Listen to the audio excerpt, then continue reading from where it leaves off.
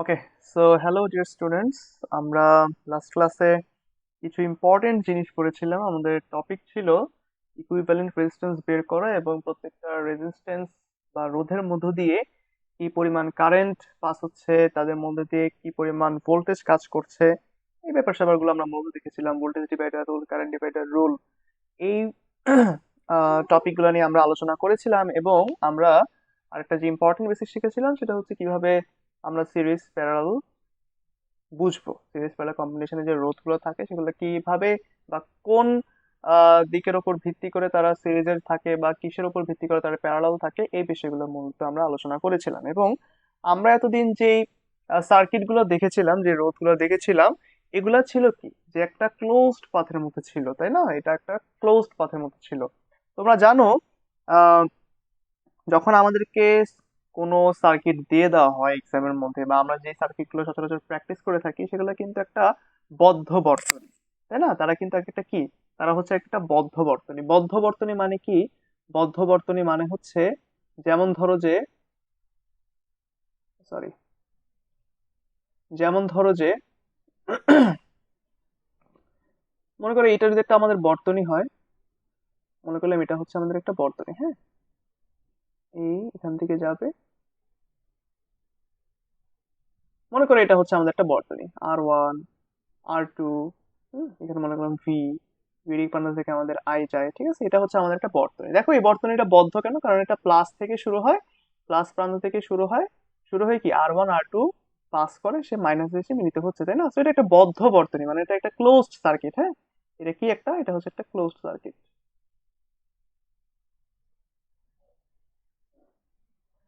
Close circuit. আরেকটা circuit হতে পারে কি, সেটা হচ্ছে ওপেন সার্কিট। ওপেন সার্কিট মানে হচ্ছে একটা এমন সার্কিট, যেই সার্কিট হচ্ছে এরকম, মনে করো যে এরকম দুইটা রোধ আছে, এখানে আমাদের সংযোগ নাই,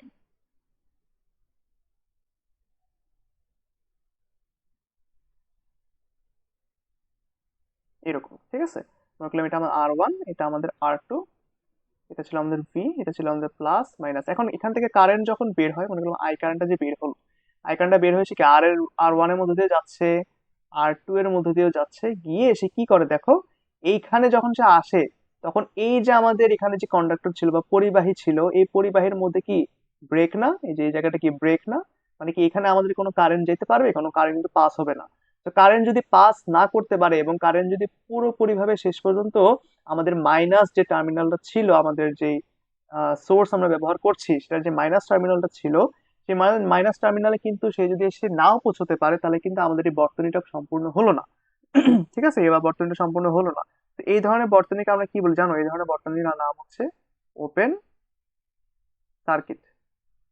তো ওপেন সার্কিটের ক্ষেত্রে আহ স্পেশালিটিটা হলো, আমাদের ক্লোজ ক্লোজ সার্কিটের ক্ষেত্রে কি আমাদের আই পাস হতে পারে, তাই না? I can pass, I can pass, মানে এটা আমি, আই মানে কিন্তু আমি না, আই মানে কিন্তু কারেন্ট, তাই না? এটা কিন্তু কারেন্ট, কিন্তু কারেন্ট।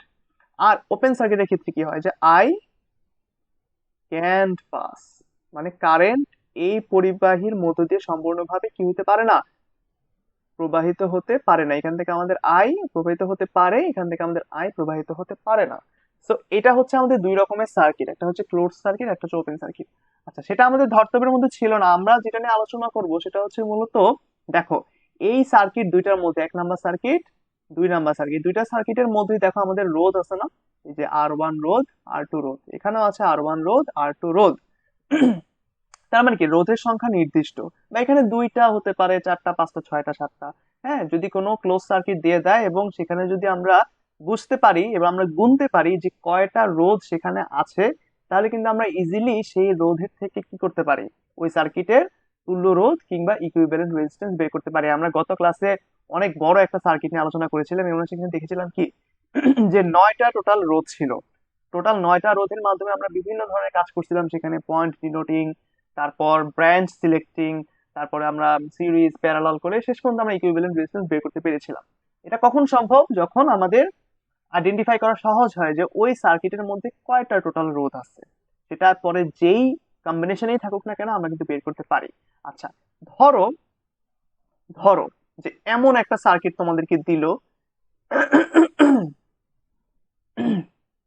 এমন একটা সার্কিট তোমাদেরকে দিল যেটা তুমি মানে আহ, জানোই না আর এর মান কয়টা। এরকম সার্কিট হতে পারে না? একটা কমপ্লিট সার্কিট হতে পারে না যে এমন একটা সার্কিট তোমাকে দিছে তুমি অ্যাকচুয়ালি জানো না বা তুমি গুনতে পারো না বা তুমি কাউন্ট করতে পারো না যে ওই সার্কিটের মধ্যে অ্যাকচুয়ালি কয়টা রোধ আছে।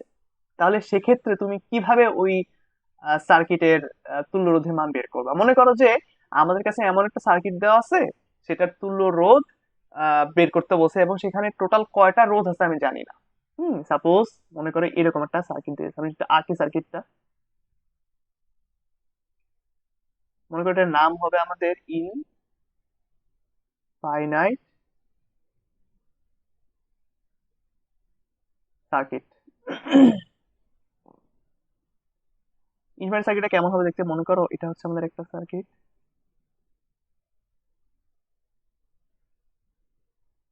ওকে।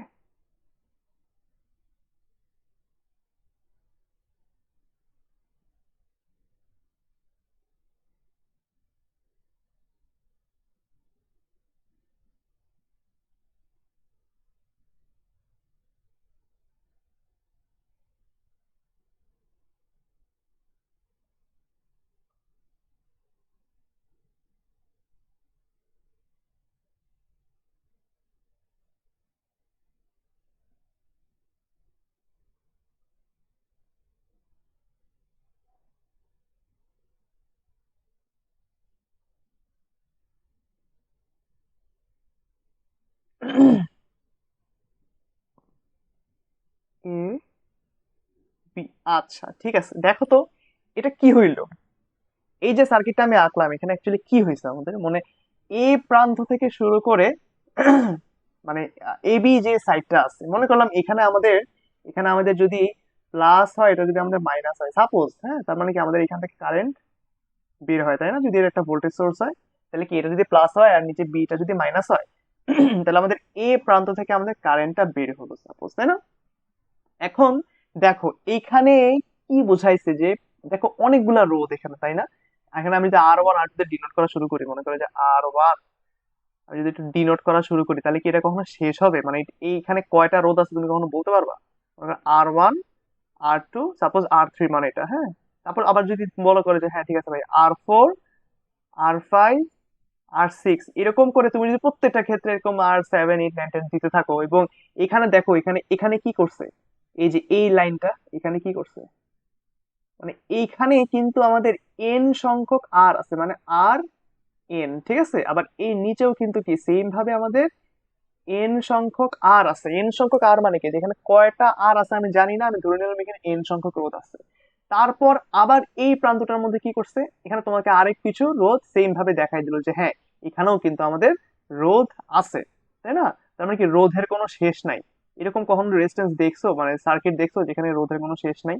দেখো এটা কিন্তু এরকম একটা সার্কিট যে এটা কোনো রোধের শেষ নাই। তারপরে এখানে কি লেখা, যে আপ টু ইনফিনিটি, এই লাইনটা মানে হচ্ছে আমাদের up to infinity. Up to infinity মানে কি? আপ টু ইনফিনিটি মানে হচ্ছে এটা অসীম পর্যন্ত বিস্তৃত। তার মানে কি, তার মানে তোমাকে এমন একটা সার্কিট তারা ধরায় দিছে যে সার্কিটটা মূলত অসীম পর্যন্ত বিস্তৃত, তাই না? মানে এখানে কয়টা রোধ আছে আমি জানি না। তো এতদিন আমরা যে সার্কিট গুলো দেখছি সেখানে আমরা রেজিস্টর দেওয়া ছিল, মনে করলাম 10টা 15টা আমাদের রেজিস্টর দেওয়া আছে। তো সেক্ষেত্রে আমরা কিন্তু কি সিরিজ প্যারালাল করে আমরা বের করে ফেলতে পারতাম আমাদের তুল্যরোধটা। কিন্তু এখন কি সম্ভব? তোমাদের কাছে মনে হতে পারে যে ভাই এখানে যেহেতু আমাদের অসীম সংখ্যক রোধ আছে, যেহেতু এখানে আমাদের অসীম সংখ্যক রোধ আছে, যে আর আরটা কি, আরটা হচ্ছে আমাদের ইনফিনিটি, তাই না? অসীম সংখ্যক রোধ যেহেতু ভাই আছে, তার মানে আমাদের আর ইকুইভ্যালেন্টটা অবশ্যই আহ ইনফিনিটি হওয়ার কথা।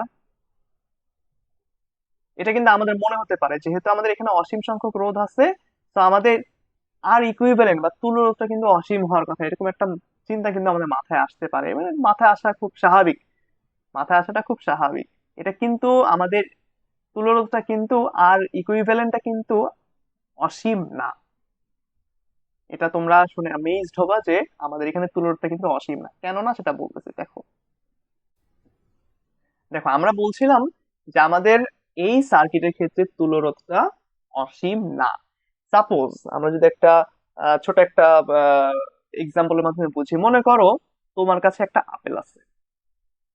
সাপোজ, হ্যাঁ, তোমার কাছে কি আছে? একটা আপেল আছে। তুমি করলা কি, এই আপেলটাকে দুই ভাগে ভাগ করলা। তার মানে কি তোমার কাছে এখন আছে 1/2 প্লাস কি 1/2 আছে না? তুমি একবার করলা কি, একটা 1/2 কে রেখে আরেকটা 1/2 কে, মানে তোমার কাছে যখন দুই ভাগ করা আপেল আছে, দুইটা আপেল আছে, এই একটা ভাগে তুমি রেখে দিছো, আরেক ভাগে তুমি আবার অর্ধেক করছো। তার মানে কি একটা হাফ তুমি তোমার কাছে রেখে দিছো, আরেকটা হাফকে তুমি দুই ভাগ করলে কি আসবে? 1/4 ডিভাইড বাই 1/4 আসার কথা না? এরকমই কিন্তু আসার কথা। এরপর তুমি একটা হাফ তো রেখে দিছিলাই, যেটা এটা কিন্তু তুমি রেখে দিছিলাই, তাই না? এখন এই 1/4 যে দুইটা ভাগ করলা, আবার এদের মধ্যে একটাকে রাখবা, আর যে একটা 1/4 ছিল এটাকে আবার দুই ভাগ করবা। এটাকে দুই ভাগ করলে কি আসে বলো তো? মনে করো হাফ ছিল আগের, এরপরে 1/4 ছিল, এখানে কি আসে? 1/8 প্লাস 1/8 আসে না? সেম নিয়মে এখন তুমি যদি 1/8 কে আবার ডিভাইড করো, এখানে কি আসে? Half plus 1/4 plus 1/8 plus 1/16, sorry, plus 1/16 আসে না? মনে করি যেখানে 1/16 আসে।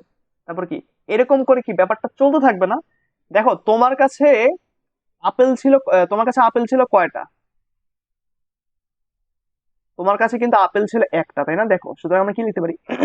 1 = ½ plus 1/4 plus 1/8 plus 1/16 plus dot dot dot dot, এটা কিন্তু কি আপ টু ইনফিনিটি পর্যন্ত যাবে না?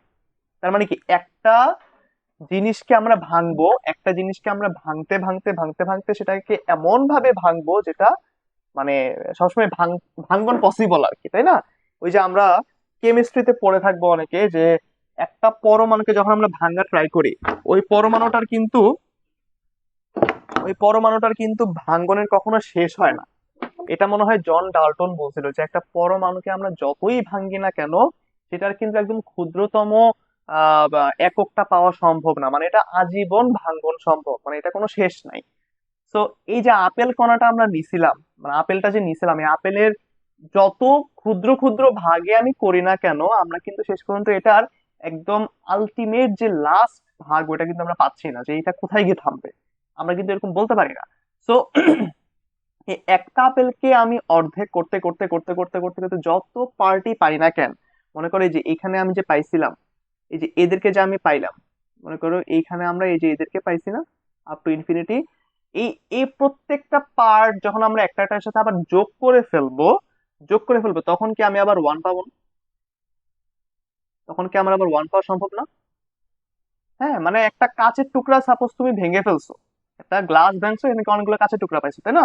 এই কাঁচের টুকরা গুলোকে যখন আমরা একসাথে আবার করি, সাপোজ সেটাকে আবার আবার গ্লাসের আকারে আমরা রূপ দিতে পারলাম সামহাও।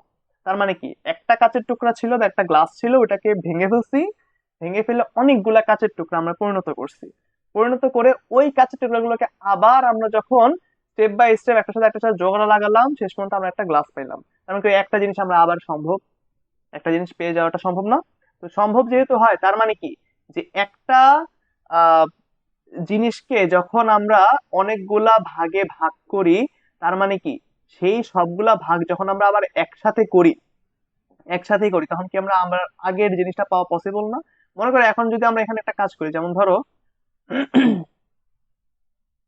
কি, মনে করো ওয়ান ছিল, এই এক হাফটাকে আমরা এই পাশে পাঠাবো এবার, হ্যাঁ, হাফটাকে এই পাশে পাঠাইলে কি হয়?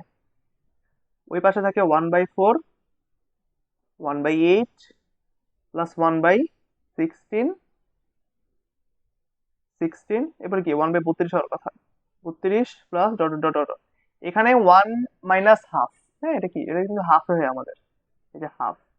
তারপর কি হবে? তারপরে কি এখানে আমাদের 1/4 ছিল, 1/8 ছিল, 1/16 ছিল, 1/32 ছিল। দেখো এটা কিন্তু একটা গুণোত্তর ধারা, আমরা ছোটকালে পড়ছি না গুণোত্তর ধারা? গুণোত্তর ধারার মধ্যেই কিন্তু এটা। তারপরে দেখো এটা আবার কি করা যায়, যদি আমি উভয় পাশে 2 দিয়ে গুণ করি, উভয় পাশে যদি আমি 2 দিয়ে গুণ করি, তাহলে কি এখানে একটা ওয়ান থাকে, এখানে কি থাকে? হাফ থাকে, 1/4 থাকে, 1/8 থাকে, 1/16 থাকে, তাই না? দেখো তাহলে আমি এই যে ওয়ান ছিল, আমার কাছে একটা ওয়ান ছিল, এই ওয়ানটাকে আমি ভেঙে ভেঙে ভেঙে ভেঙে কিন্তু মানে জাস্ট ডিভাইড করতেই পারবো, আজীবন এই ডিভাইডেশনটা চলতে থাকবে, এটা কিন্তু কখনো শেষ হবে না। তার মানে অসীমতম সমষ্টি আমরা কিন্তু পড়ে আসছিলাম ক্লাস নাইনটাতে, যে অসীমতম সমষ্টি বা অসীমতক সমষ্টি যেটা বলছিলাম, যে ওখানে একটা সূত্র ছিল দেখবে এরকম, যে এস এন ইকুয়াল কি এ ডিভাইডেড বাই ওয়ান মাইনাস আর, এরকম একটা সূত্র ছিল আমাদের। অসীম ধারার ক্ষেত্রে, অসীম গুণোত্তর ধারার ক্ষেত্রে যে কি হয়, আহ ওই অসীম সংখ্যক যে পদগুলো আছে সবগুলোকে সমষ্টি করলে আসলে আমরা একটা সমষ্টি পাওয়া সম্ভব। তার মানে কি, এই যে আমরা যে রেজিস্ট্যান্সটা নিয়ে কথা বলতেছি, এই রেজিস্ট্যান্সের মধ্যে কি আমাদের অসীম সংখ্যক কি আছে, রোধ আছে না? আমরা এই ওয়ান দিয়ে আমরা এটাকে কেন কম্পেয়ার করতে চাচ্ছি, ওয়ান কে ভাঙ্গাইছি, ভাঙ্গে আমরা অনেকগুলো নাম্বার পাচ্ছি। আর এই যে সার্কিটটা, এই সার্কিটের মধ্যে কি আছে, অনেকগুলো রোধ আছে জাস্ট। হুম। তার মানে অসীম সংখ্যক রোধ যদি থাকে কোন একটা সার্কিটের মধ্যে, তাহলে কি আমি বলবো যে ওই সার্কিটের তুলরোধ অসীম? কারণ আমরা তো এইভাবে বলতে পারতাম যে হ্যাঁ, ওয়ান কে ভাঙ্গাইছি, অসীম পর্যন্ত ভাঙতেছে। তার মানে এই অসীম গুলা যখন মানে এই অসীম সংখ্যক নাম্বার যখন আমরা একসাথে আবার যোগ করব, তখন কি যোগফলটা অসীম হবে? না, যোগফলটা কিন্তু অসীম হয় নাই। যোগফলটা কি হয়েছে, যোগফলটা কিন্তু আমাদের একটা নির্দিষ্ট মানের সমান হয়, তাই না? এই যে ওয়ানের সমান হয়েছিল। তার মানে কি অসীমতম সমষ্টি কি এখানে ওয়ান? এই ক্ষেত্রে, এই ক্ষেত্রে আমাদের অসীমতম সমষ্টির মান কি হতে পারে, S N is equal to one হতে পারে না বলো? হইতে পারে কিন্তু। তার মানে কি, যে অসীমতম সমষ্টি কিন্তু একটা পার্টিকুলার নাম্বারই হবে। এখানে কিন্তু এমন না যে অসীম সংখ্যক জিনিসপত্র আমরা যোগ করতেছি মানে কি এখানে অসীম সংখ্যক জিনিস আমরা পাবো, ব্যাপারটা কিন্তু এমন না। এটা কিন্তু একটা খুব সিম্পল একটা আমরা বেসিকের মাধ্যমে জানতে পারলাম, যে অসীমতম সংখ্যক একসাথে যোগ করলে যে সেটা অসীম হয়ে যাবে, ব্যাপারটা কিন্তু এমন না। এটা একটা পার্টিকুলার নাম্বারও হতে পারে।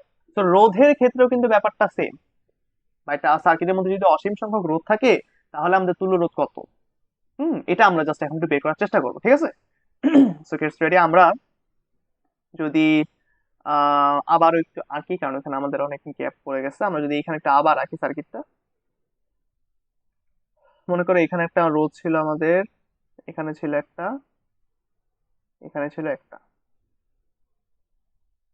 এখানে ছিল একটা, এখানে ছিল একটা, এখানে ছিল একটা, এখানে ছিল, এখানে ছিল। দেখো এরপরে কিন্তু আমরা কিছু ডট ডট ডট ডট দিয়ে দিছিল, দিয়ে এখানে আরেকটু আঁকছিল। হুম।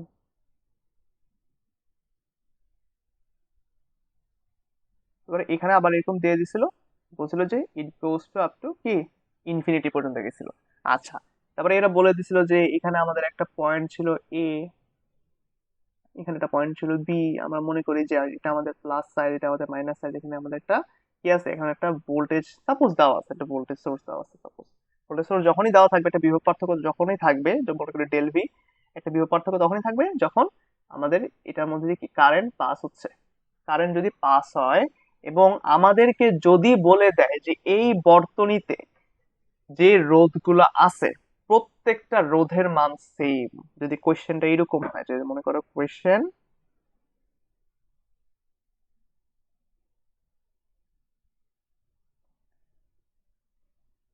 যদি বর্তনীটির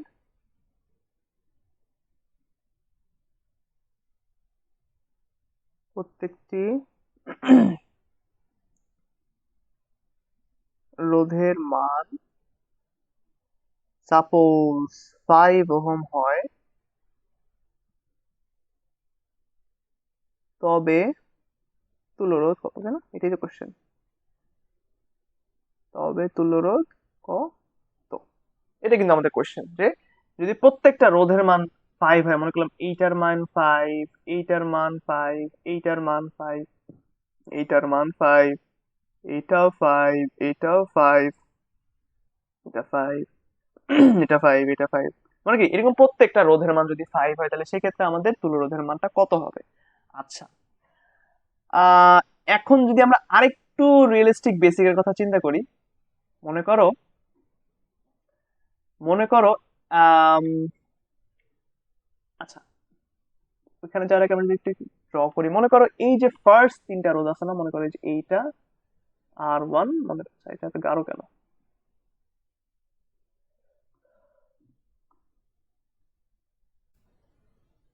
মনে করো এটা ছিল আমাদের কি R1 যদি হয়, এটা যদি R2 হয়, এটা যদি আমাদের R3 হয়, হ্যাঁ। এবং আম, মনে করি আমরা এই পাশে যত ধরনের রোধ আছে, তাই না, এই যে এখান থেকে শুরু করে এই পাশে যত রোধ আছে, যত রোধ আছে এই রোধগুলাকে যদি আমি বলি যে এদের যে তুল্য রোধটা, মানে এই প্রথম তিনটা R1, R2 এবং R3, এই তিনটা বাদে যে R1, R2, R3, এই তিনটা বাদে আমাদের এইখান থেকে যত ধরনের রোধ ছিল, যেমন ধরো এখানে যদি বলি মনে করো 4, এটা মনে করি R5, এটা মনে করি R6, এই R4, R5, R6 থেকে শুরু করে এই ডান দিকে আমাদের যত রোধ আছে, এদিকে আমাদের যত রোধ আছে, সবগুলো রোধের আমি যদি একটা তুল্য রোধ ধরে নেই, সবগুলো রোধের যদি আমি একটা তুল্য রোধ ধরে নেই, যে তুল্য রোধটা আমাদের মনে করো আর, যদি আমি ধরে নেই, কোনো সমস্যা নাই কিন্তু। কেন সমস্যা নাই? কারণ এখানে আহ অসীম সংখ্যক রোধ আছে এবং এদের রোধটা কত আমি জানি না। আমি ধরে নিলাম এদের মানে সবগুলা রোধের সমষ্টি হচ্ছে আর। জাস্ট এই পার্ট থেকে শুরু করে মনে করো, এই এ থেকে শুরু করে যে R1, R2, R3, এই তিনটা রোধ বাগে এই ডান পাশে R4 থেকে শুরু করে যত রোধ আছে, প্রত্যেকটা রোধের জন্য আমি মনে করলাম আর ইকুইভ্যালেন্টের মান হচ্ছে আমি মনে করি আর। ঠিক আছে, আর ইকুইভ্যালেন্টের মান আমি মনে করলাম আর। এখন মনে করো এই যে আর ইকুইভ্যালেন্ট আমি যেটা মনে করতেছি আর, এইটার সাথে এইটার সাথে আমার এখানে R1, R2, R3 পরবর্তীতে যখন যোগ করব, যোগ করার পর আমি যেই মানটা পাবো সেই মানটা কি আমাদের এই যে আরটা আমরা এখন বের করলাম বা ধরে নিলাম, আরটা যে ধরলাম এটার সাথে কি খুব বেশি ভ্যারি করবে? আচ্ছা, এটা যদি আমরা মনে করি একটা সমুদ্র, একটা সমুদ্র যদি চিন্তা করো, সমুদ্রের মধ্যে কি বহুত পানি না? সমুদ্রের মধ্যে কত পানি আছে আমরা জানি না। মনে করলাম সমুদ্রের মধ্যে অসীম সংখ্যক পানি আছে, হ্যাঁ, অসীম সংখ্যক পানি আছে, পানির অণু আছে আর কি এক কথায়। এখন এই সমুদ্রের মধ্যে যখন আমি সাপোজ ঢালি এক বালতি পানি ঢালি, কিংবা সমুদ্র থেকে এক বালতি পানি তুলে নিয়ে আসি, এতে কি সমুদ্রের পানির কোনো যে পরিমাণ, এই পরিমাণে কি কোনো ডিফারেন্স আসে? হ্যাঁ, এই মানে চিন্তা করো যে একটা সমুদ্র আছে তোমার সামনে, তুমি এখানে গিয়ে পানি ঢাললা এক বালতি, কিংবা এক বালতি পানি তুলে নিয়ে আসলে, এখানে সমুদ্রের পানি কোনো সমস্যা আছে? সমুদ্রের পানি কি এখানে কমে যাবে বা বেড়ে যাবে? কিচ্ছুই কিন্তু হবে না, সমুদ্রের পানির কাছে এটা কোনো যায় আসে না। হ্যাঁ, ওটার সাথে তুমি পানি অ্যাড করো কিংবা তুমি পানি মাইনাস করো বা নিয়ে আসো, সমুদ্রের পানির ক্ষেত্রে এটা ডাজন্ট ম্যাটার, সমুদ্রের পানি যা ছিল তাই থাকবে। এই সেম টু সেম ওই কনসেপ্টটা যদি তুমি এখন এই সার্কিটের ক্ষেত্রে চিন্তা করো, যে আমি ধরে নেই এই পুরা সার্কিটের আর ইকুইভ্যালেন্ট হচ্ছে আর, শুধু আর, ক্যাপিটাল আর। এখন এই আর এর সাথে এখন এই আর এর সাথে পরবর্তীতে আমি যদি R1, R2, R3 সেটা যেই কম্বিনেশনই থাকুক না কেন, যদি আমি অ্যাড করি, শেষ পর্যন্ত কি আমাদের তুল্যরোধের মানটা কি আর এর থেকে বেশ কিছু ডিফারেন্ট হয়ে যাবে? অবশ্যই কিন্তু না, কারণ এই তিনটা রোধ ওই অসীম সংখ্যক রোধের কাছে কিচ্ছু না। এই R1, মনে করো যে আর ওয়ান মনে করো যে আর ওয়ান,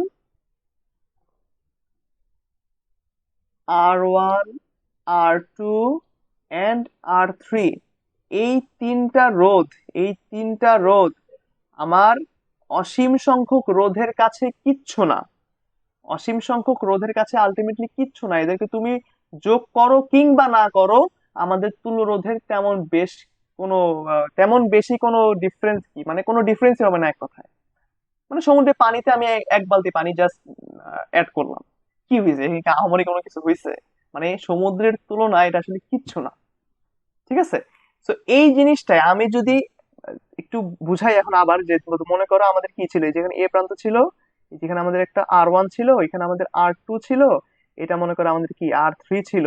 এরপর আমরা কি করলাম, যে এই যে মানে এই পুরা যে জায়গাটা এখান থেকে শুরু করে একদম আপ টু ইনফিনিটি পর্যন্ত, এখান থেকে শুরু করে আপ টু ইনফিনিটি পর্যন্ত আমি কি ধরে নিছি, যে আমাদের আর ইকুইভ্যালেন্ট ওই জায়গাটার মধ্যে হচ্ছে কি শুধু আর, এটা আমি বলে নিছি না? তো শুধু আর যদি হয় তাহলে দেখো, এই আরটা, এই পুরো জায়গার আরটা আমাদের পরবর্তীতে কি এভাবে চলে আসে না? এই যে R1 R2 R3 এর সাথে এই আর ইকুইভ্যালেন্ট কিংবা যে আরটা ছিল আমার কাছে, যেটা আমি মাত্র বের করলাম, আর ইকুইভ্যালেন্ট বা আর, এই আরটা কি আমাদের এই R1 R2 সাথে কি প্যারালালি কানেক্ট হয়ে যাচ্ছে না? তাহলে মনে করো প্যারালালি কানেক্ট হয়ে যাচ্ছে না।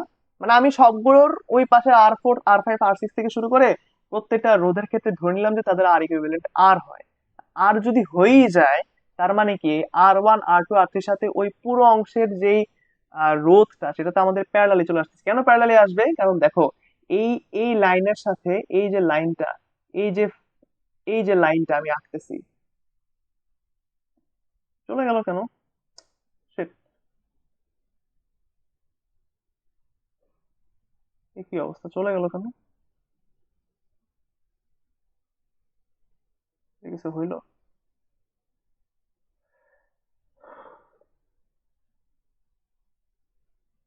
এই যে আমি যে লাইনটা এখানে আঁকতেছি, হ্যাঁ, এই যে লাইনটা, এখানে যে লাইনটা আছে, এই লাইনের সাথে এখানে যখন আমি একটা লাইন টানতেছি, এই যে লাইনটা আমরা টানি, তখন কি এই লাইনের সাথে আমাদের রোধটা পরে কানেক্ট হয়ে যাচ্ছে না? এখানে কানেক্ট হয়ে যাচ্ছে না, তার মানে কি সেটা অবশ্যই প্যারালালি কানেক্ট হয়ে, যে প্যারালালি আমরা কানেক্ট করে দিলাম।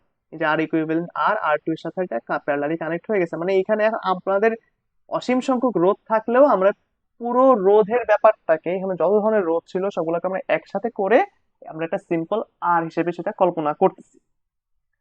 কল্পনা যদি করে ফেলি, এখন আমরা বলতে পারি যে এই পুরো যেই তোমার সার্কিটটা ছিল এবং এখানে যে অসীম সংখ্যক রোধ ছিল, এই রোধের সাথে আমরা যেটা আর ইকুইভ্যালেন্ট বলে ফেলছি, যে তুল্য রোধ সমান সমান আর, এই পাশের R1 R2 R3 ছাড়া আর বলছি, তাই না? এই আর এর সাথে R1 R2 R3 যেভাবেই কম্বিনেশনে থাকবে না কেন থাকুক, আমরা সেটা যোগ করলেও কিন্তু এই আর এর মানের থেকে তেমন কোনো ডিফারেন্স পাবো না। তেমন কোনো কি পাবো না? ডিফারেন্স পাবো না। সো আমাদের আর এর মানটা, R equivalent is equal to আমরা কি লিখতে পারি? R equivalent is equal to আমরা লিখতে পারি যে R is parallel with R2 plus R1 plus R3, বলতে পারি না আমরা? এই যে আরটা এই আরটা কি আমাদের R2 এর সাথে প্যারালালি কানেক্টেড আছে না? প্যারালালি কানেক্টেড আছে। প্যারালালি কানেক্টেড যদি থাকে, কিভাবে প্যারালালি কানেক্টেড আছে? মনে করো এই বিন্দুটা, এই বিন্দুটা মনে করো, এটা তো এই বিন্দু ছিল, মনে করো এটা সি বিন্দু, সি বিন্দু এর মনে করো ডি বিন্দু, তাহলে এটাও তো সি, এটা তো ডি, তাহলে একই পয়েন্টের মধ্যে কানেক্টেড থাকলে তার প্যারালালি থাকে। এই জন্য আমরা কি লিখছি যে R1 is parallel to R2, sorry আর যেটা আর কি, যে এটা এটা is parallel to R2 plus R1 পরে R3 এর সাথে তারা কি ছিল? সিরিজে কানেক্টেড ছিল। এই সিরিজে কানেক্টেড আমরা পরবর্তীতে সবগুলো একসাথে যোগ করে দিচ্ছি। এখন দেখো, আমি যদি এখানে একটা লিখি যে আর ইকুইভ্যালেন্ট, এই আর ইকুইভ্যালেন্ট মানটা কিন্তু আমাদের আর ই ছিল মূলত, তাই না? আর ই ছিল, কারণ এই ইকুইভ্যালেন্টের সাথে তুমি পরবর্তীতে এই R1 R3 সিরিজ করে R2 প্যারালাল করো, সেটা যেই কথা সেম একই জিনিসই থাকবে, আর এর মানে তেমন কোনো ডিফারেন্স হবে না। তো আমি এখানে কি লিখতে পারি যে R−1 plus R2 inverse 1 whole inverse 1 plus কি, প্রত্যেকটা রোধের মান যেহেতু 5 ওহম 5 ওহম করে, আমি এখানে 10 লিখতে পারি, 10 লিখতে পারি। এখানে কি হবে আমাদের 1/R plus 1/5 whole inverse plus 10,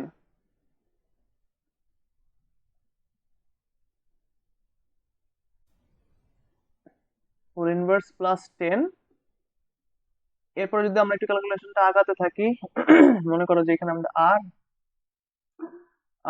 এখানে কি হবে? এখানে হবে আমাদের 5R, এখানে আমাদের 5 প্লাস আর। আচ্ছা, একসাথে লিখি, যদি একসাথে উল্টায় দিই তাহলে কি হবে? 5R ডিভাইডেড বাই 5 প্লাস আর, এখানে হবে আমাদের 5R 5 প্লাস আর যোগ 10। এখানে আবার একটু লসাগু হবে, মনে করো 5 প্লাস আর, এখানে হবে আমাদের 5R প্লাস 50 প্লাস 10R। আমাদের অ্যাকচুয়ালি আর এর মানটাই লাগবে, তাই তো? আর এর মানটাই লাগবে, 15R প্লাস 50। যদি হিসাব করি, r square plus 5r minus 15r minus 15 is equal to কি 0। এখান থেকে যদি আমি একটু এই পাশে লিখি, আমি যদি এই পাশে লিখি, sorry,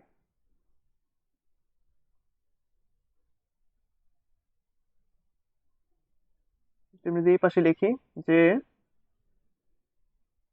আর স্কোয়ার মাইনাস 10r মাইনাস কি 50 সমান সমান 0। এখান থেকে আর এর মানটা আমাদেরকে বের করতে হবে। আমরা যদি একটু এখানে কি আমাদের মিডল টার্ম যায়, মিডল টার্ম গেলে গেল না গেলে নেই, আমরা যদি আর এর মানটা বের করি এভাবে, মনে করো যে minus B plus minus root over B square minus 4ac divided by twice a, এই সূত্রটা অবলম্বন যদি করি তাহলে কি, তাহলে দেখো আমাদের এখানে এ এর মান কি, এ এর মান কিন্তু 1, তাই না? এ এর মান কিন্তু 1।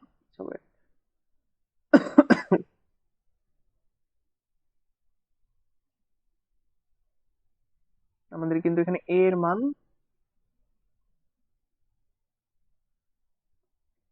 এ এর মান 1, বি এর মান কি -10, সি এর মান -50, তাই না? আমরা যদি মানগুলো একটু বসাই, মাইনাস বি মানে কি +10,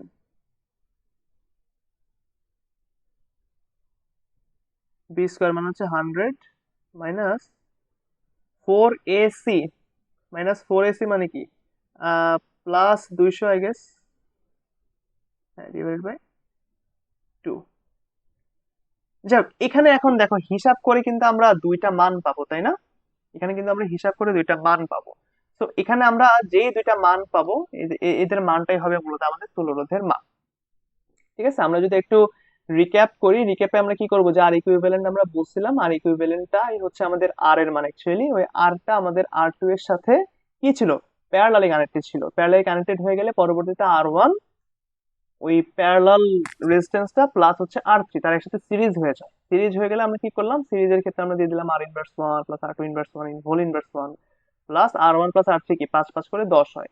ঠিক আছে, তো এরপরে আমরা জাস্ট নর্মাল ক্যালকুলেশন কিভাবে করে, যে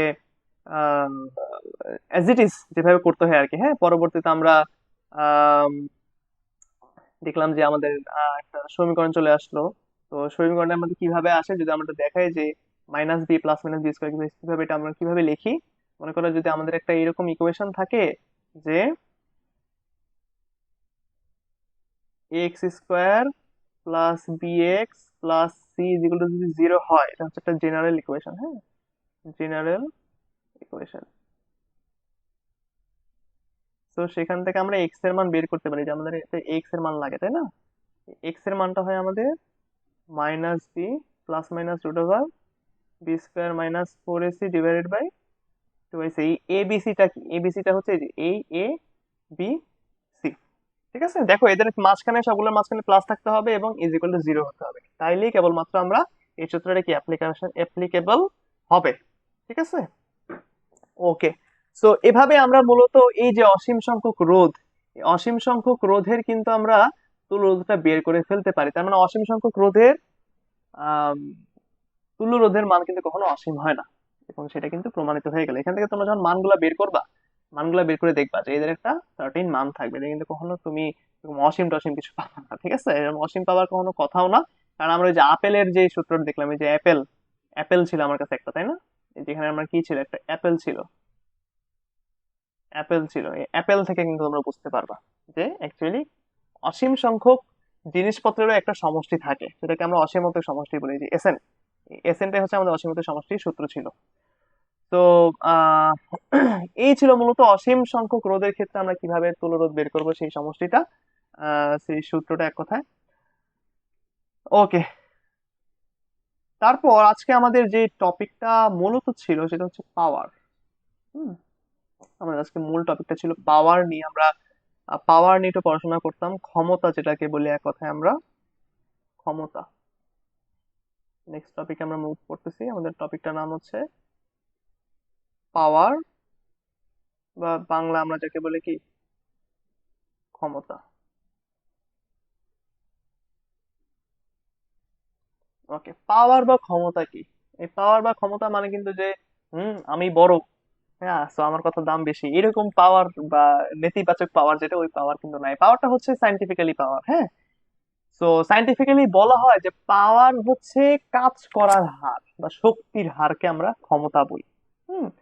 যে মনে করো, মনে করো এখানে আমাদের একটা বস্তু ছিল, হ্যাঁ, এটা আমাদের একটা বস্তু ছিল।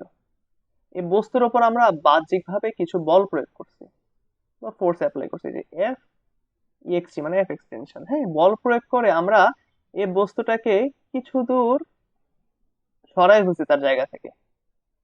মনে করি সে আমাদের এ অবস্থানে ছিল, সে বি অবস্থানে চলে গেছে, এরকম ফোর্স অ্যাপ্লাই করার ফলে তার অবস্থানটা চেঞ্জ হয়ে গেল মনে করি। এবং তার যে মধ্যবর্তী আহ দূরত্ব, সেটা মনে করি এরকম।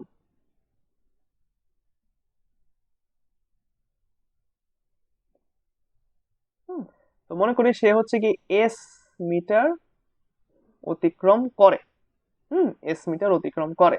তো আমরা জানি কি, যখন কাজ হয়, যখন কাজ হয় তখন আমরা বলতাম, এতদিন আমরা যেটা বলে আসছিলাম যে ডব্লিউ ইজ ইকুয়াল টু কি, আমাদের এফ এস না? ডব্লিউ ইজ ইকুয়াল টু কি, এফ গুণ এস না? মানে একটা বস্তুর ওপর বাহ্যিকভাবে বল প্রয়োগ করার ফলে যদি বস্তুটার বলের দিকে কিছু স্মরণ ঘটে, যে বলের দিক কিন্তু আমাদের এদিকে ছিল, তাই না? যে এদিকে আমাদের বলের দিক ছিল, যে এফ এক্স টি, বলের দিকে এদিকে ছিল এবং আমাদের স্মরণও করতেছে কিন্তু সেম ডিরেকশনে। সো বলের দিকে যদি বস্তুটির কিছু পরিমাণ স্মরণ হয়, তখন আমরা তাকে কি বলি? তখন আমরা তাকে কাজ বলি। সো এই যে কাজটা কিছু পরিমাণ যে কাজ হয়েছে, এই কাজটা একক সময়ের মধ্যে কতটুকু হয়, সেই মেজারমেন্টটাই হচ্ছে আমাদের পাওয়ার। যে একক সময়, একক সময় মানে কি জানো? একক সময় মানে কিন্তু বিভিন্ন রকম জিনিস হইতে পারে। মনে করো একক সময় কি? একক সময় কিন্তু আমাদের 1 সেকেন্ড হইতে পারে, 1 মিনিট হইতে পারে, 1 আওয়ার হইতে পারে। ঠিক আছে, এই তিনটাই কিন্তু আমাদের একক সময় হতে পারে, কিন্তু ইন জেনারেলি আমরা 1 সেকেন্ড যেটা, এটাকে আমরা একক সময় ধরে নিই। কিন্তু একক মানে কি, এই যে এক গুলো আছে না, 111, এই 111-এর জন্যই মূলত আমাদেরকে এটাকে একক সময় বলা হয়। সেটা এখন সময়ের একক সেকেন্ড, হ্যাঁ, এসআই এসআই এককে সেকেন্ড, তবে সময়ের একক কিন্তু মিনিট, আওয়ার, ঠিক আছে, অনেক কিছু কিন্তু সময়ের একক হতে পারে। তো একক সময় হচ্ছে যে 1 সেকেন্ড, মিনিট বা আওয়ার, এরকম একের মধ্যে, ওয়ানের মধ্যে যদি কোনো কিছু হয়, তো সেটাকে আমরা একক সময় বলি। সো এরকম যে বস্তুটা এ থেকে বিতে গেছে, এ থেকে বিতে গেছে, আমরা মনে করি যে এখানে তার একক সময় সময় লাগছে, হ্যাঁ, যে 1 সেকেন্ড বা 1 মিনিট বা 1 আওয়ার, হ্যাঁ, এরকম একক সময় তার লাগছে। তো এরকম একক সময়ের মধ্যে যখন কোনো বস্তু কিছু কাজ সম্পাদন করে, কাজ সম্পাদন করা মানে কি, তার শক্তি উৎপন্ন হয় বা শক্তি কনভার্ট হয়, হ্যাঁ, শক্তি উৎপন্ন হয়, শক্তি কনভার্ট হয়, কিংবা আমরা শক্তি দেই, এই ব্যাপারগুলোকে বলা হয়, যদি একক সময় সংঘটিত হয়, তাহলে তার পরিমাণটাকে আমরা বলি হচ্ছে ক্ষমতা বা পাওয়ার। বুঝতে পারছি? W is equal to F S, হ্যাঁ। এখন এই জিনিসটা যদি আমাদের একক সময় হয়, একক সময়, হ্যাঁ, মনে করি একক সময় এই ডব্লিউ পরিমাণ কাজটা যদি হয়, তাহলে আমরা তাকে বলবো হচ্ছে ক্ষমতা। মনে করি টি সেকেন্ড সময়, মনে করি টি সেকেন্ড সময় আমাদের ডব্লিউ জুল পরিমাণ কাজ হয়েছিল এই সিনারিওতে, হ্যাঁ, এই সিনারিওতে আমাদের টি সেকেন্ড সময় ডাব্লিউ জুল পরিমাণ কাজ সম্পন্ন হয়। তো যদি একক সময় হইতো বা 1 সেকেন্ডে হইতো, তাহলে আমরা কি বলতাম? W by T, W by T. তো সেক্ষেত্রে কি, ডাব্লিউ তো জুল ছিল, এটা আমাদের সেকেন্ড ছিল, তাই না? তো আমাদের এই যে ডব্লিউ বাই টি না, এটাকে আমরা বলবো হচ্ছে আমাদের ক্ষমতা। 1 সেকেন্ডে কি পরিমাণ কাজ করে, ঠিক আছে, এটা কি তার ক্ষমতা বা পাওয়ার বলা হয়। এবং এই জিনিসটাকে কিন্তু ডিনোট করে এইভাবে যে, সুতরাং পি বা power is equal to W by war divided by কি, টাইম। মানে একক সময় যে পরিমাণ কাজ হয় তাকে ক্ষমতা বলে।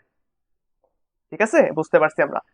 তো ক্ষমতার একক কি হবে? ক্ষমতার একক হবে হচ্ছে আমাদের, মনে করো কাজের একক কি জুল, আর টাইমের একক আমরা বলি সেকেন্ড, তো এটা আমাদের চলে আসে জুল বাই সেকেন্ড। ঠিক আছে, জুল বাই সেকেন্ডকে আমরা বলি হচ্ছে ওয়াট। ঠিক আছে, তো ক্ষমতার একক হচ্ছে ওয়াট এবং ক্ষমতাকে আমরা পি দিয়ে প্রকাশ করি।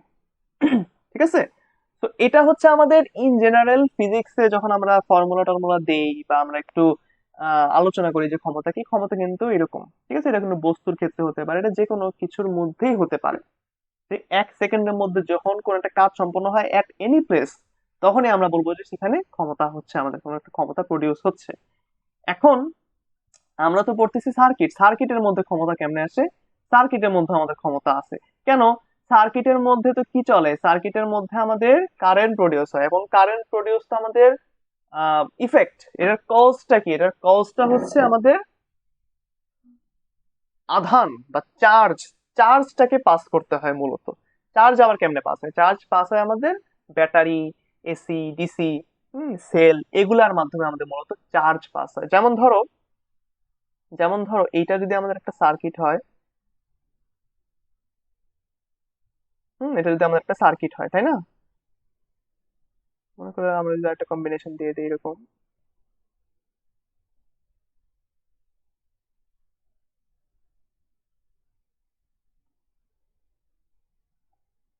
হতে পারে এর একটা সার্কিট হতে পারে R1, R2, R3, R4। হ্যাঁ, এটা মানে সার্কিট হতে পারে। এটা মনে করলাম একটা তড়িৎচালক শক্তি ইএমএফ দিয়ে দিছে, বা তুমি ভিও বলতে পারো, যাই বলো না কেন।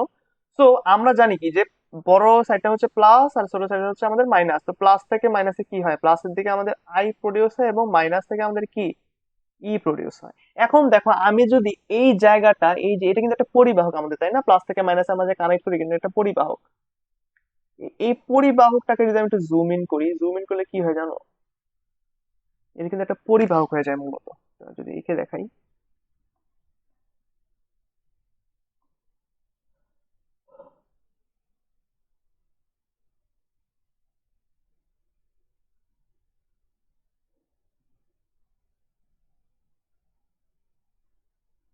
মূলত এই এই জায়গাটা মনে করি এরকম একটা পরিবাহক ছিল আমাদের। হ্যাঁ, এই পরিবাহকের এই ভিতর দিয়ে আমাদের কি, এই যে মাইনাস, এই যে মাইনাস, এই যে মাইনাস, এই যে এক একটা মাইনাস, মাইনাস কি আমাদের চার্জ বা ইলেকট্রন। ইলেকট্রন গুলো এইদিকে পাস হয়, তাই না? ইলেকট্রন গুলো আমাদের এইদিকে পাস হয়, ইলেকট্রন গুলো আমাদের এইদিকে পাস হয়, এবং আমরা বলি যে কারেন্টের ডিরেকশন হয় আমাদের ইলেকট্রনের উল্টা সাইডে। ইলেকট্রনের দিকে গেলে আমাদের কারেন্ট পাস হবে আবার এইদিকে, কারেন্ট পাস হয় আমাদের উল্টা সাইডে, তাই না? আচ্ছা, সো এই যে ইলেকট্রন গুলা, এই যে এটা একটা ইলেকট্রন, মনে করি এই ইলেকট্রনটা, এই ইলেকট্রনটা, এই ইলেকট্রনটা আমাদের এই ব্যাটারি যে ভোল্টেজ ক্রিয়েট করে বা একটা বিভব পার্থক্য ক্রিয়েট করে, এই বিভব পার্থক্য ক্রিয়েট হওয়ার সাথে সাথে তো আমাদের ই গুলা পাস হওয়া শুরু হয়। তো এই যে ই গুলা বা ইলেকট্রন গুলা যে পাস হয় বা মুভমেন্ট করে এই পরিবাহীর মধ্য দিয়ে, তো একক সময়, সেটা 1 সেকেন্ড হতে পারে, 1 মিনিট হতে পারে, 1 ঘন্টা হতে পারে, but what ever that is, একক সময় হতে হবে। হ্যাঁ, একক সময়ে ইলেকট্রন গুলা যে পরিমাণ কাজ সম্পাদন করে, মানে এক প্লেস থেকে, মানে একটা পয়েন্ট থেকে অন্য একটা পয়েন্টে গেল। হ্যাঁ, তো একটা পয়েন্ট থেকে অন্য একটা পয়েন্টে গেলে কি তার অবশ্যই একটা স্মরণ হবে, স্মরণ হলে সেখানে কাজ ক্রিয়েট হবে। হুম, কাজ হওয়া মানে কি সেখানে আমাদের কিছু শক্তি উৎপন্ন হচ্ছে। তো একক সময় যে পরিমাণ শক্তি তৈরি হয় বা হারায়, তো ওই পরিমাণটাকে কিন্তু আমরা তখন বলবো যে ওই সার্কিটের ক্ষেত্রে ওই চার্জের একটা ক্ষমতা। ঠিক আছে, এরকম ক্ষমতা বের করতে বলবে আমাদের। এই ক্ষমতাগুলো আমাদের কিসের অ্যাক্রসে বের করতে বলে? আমাদের রোধ গুলার অ্যাক্রসে কি পরিমাণ ক্ষমতা আছে সেটা আমাদেরকে বের করতে বলে। ঠিক আছে, এখন সার্কিটের ক্ষেত্রে ক্ষমতা দুই রকমের হয়, জানো? সার্কিটের ক্ষেত্রে ক্ষমতা কিন্তু দুই রকমের। একটা হচ্ছে তোমার অ্যাবজর্বড পাওয়ার,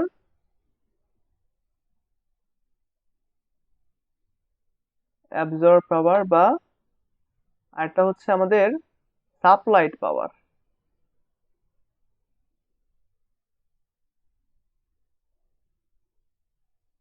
অ্যাবজর্ব পাওয়ার মানে হচ্ছে আমরা যেই শক্তিটা বা যেই ক্ষমতাটা আমরা পাচ্ছি, এটা আমরা গেইন করি, এটা আমরা গেইন করি। ঠিক আছে, এটা আমরা গেইন করি এক কথায়। আর আরেকটা হচ্ছে সাপ্লাই পাওয়ার, যেই সাপ্লাইটা আমরা দেই। সাপ্লাই পাওয়ার মানে হচ্ছে আমরা ক্ষমতা দেই, ক্ষমতা তাকে আমরা দিচ্ছি যে তুমি কাজ করো। তো ক্ষমতাটা আমরা কোথায় দিই? ক্ষমতাটা দিয়ে হচ্ছে আমরা ইয়াতে কি বলে সোর্সের মধ্যে, এই যে ইএমএফ বলি, ভি বলি, যে সোর্স গুলা, source voltage, AC, DC, battery, cell, এখানে আমরা ভোল্টেজ সাপ্লাই দিই। তো ভোল্টেজ যেখানে আমরা সাপ্লাই দিই সেখানে আমাদের কি হয়, সাপ্লাইড পাওয়ার ক্রিয়েট হয় ওই জায়গাটায়, ঠিক আছে, পাওয়ারটা সাপ্লাই হয়। হ্যাঁ, এখন যে আর যেখানে আমরা গেইন করি সেখানে আমরা শক্তি মানে পাচ্ছি, সেখানে আমরা গেইন করি, এটা আমাদের লাভ। তো যেখানে লাভ হয় সেখানে আমরা কি বলি, পজিটিভ বলি না, যেখানে আমাদের লাভ হয় বা যেখানে আমরা কোনো কিছু পাই। আর যখন আমরা কাউকে কাউকে কোনো কিছু দিয়ে দেই, হ্যাঁ, তার মানে কি এটা আমাদের কাছ থেকে কি হয়, মাইনাস হয়ে যায় না? তো এই জন্য অ্যাবজর্ব পাওয়ারের মান সবসময় পজিটিভ হয় এবং সাপ্লাইড পাওয়ারের মান সবসময় নেগেটিভ হয়।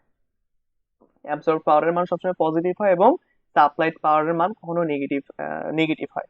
তো সার্কিটের ক্ষেত্রে কিন্তু এটা পসিবল যে অ্যাবজর্ব পাওয়ার এবং সাপ্লাইড পাওয়ার, সাপ্লাইড পাওয়ারটা মূলত হয় আমাদের সাপ্লাইড পাওয়ারটা মূলত হয় আমাদের সোর্সে। হ্যাঁ, সোর্স, এটা আমাদের এসি হতে পারে, ডিসি হতে পারে, ব্যাটারি হতে পারে, সেল হতে পারে, এই এই যে জায়গাগুলো এসি ডিসি ব্যাটারি সেল, এদের মধ্যে মূলত আমাদের সাপ্লাইড পাওয়ার বা এদেরকে আমরা শক্তি দেই যে তোমরা একটু আমাদেরকে কারেন্ট প্রডিউস করে দাও।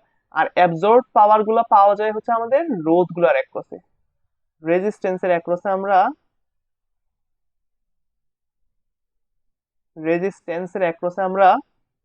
পেয়ে থাকি হচ্ছে রেজিস্ট্যান্সের অ্যাক্রসে আমরা পেয়ে থাকি হচ্ছে অ্যাবজর্ব পাওয়ার, বা আমরা শক্তিগুলো ক্ষমতাগুলো আমরা সেখান থেকে পাই। ঠিক আছে, কারণ আমি যখন কোন একটা ব্যাটারির মধ্যে ভোল্টেজ ডিফারেন্স ক্রিয়েট করব বা পটেনশিয়াল ডিফারেন্স ক্রিয়েট করব, তার মানে আমরা সেখানে কিছু কি দিতে হবে, সেখানে আমাদের কিছু পাওয়ার দিতে হবে, সাপ্লাই দিচ্ছি।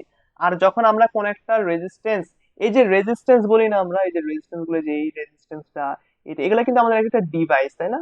এরা কিন্তু আমাদের একটা কি ডিভাইস, এটা কি হতে পারে, সেটা ফ্যান, লাইট, এর যে কোনো কিছু হতে পারে, ফ্যান, লাইট বা কোনো ইলেকট্রনিক ডিভাইস।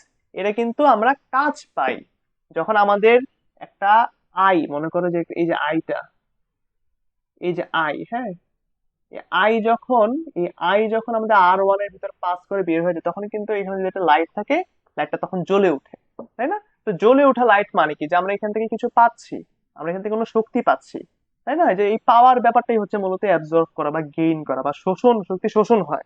আর সাপ্লাই পাওয়ারে শক্তি হারায়, ঠিক আছে, শক্তি বঞ্চন ঘটে ওইখানে।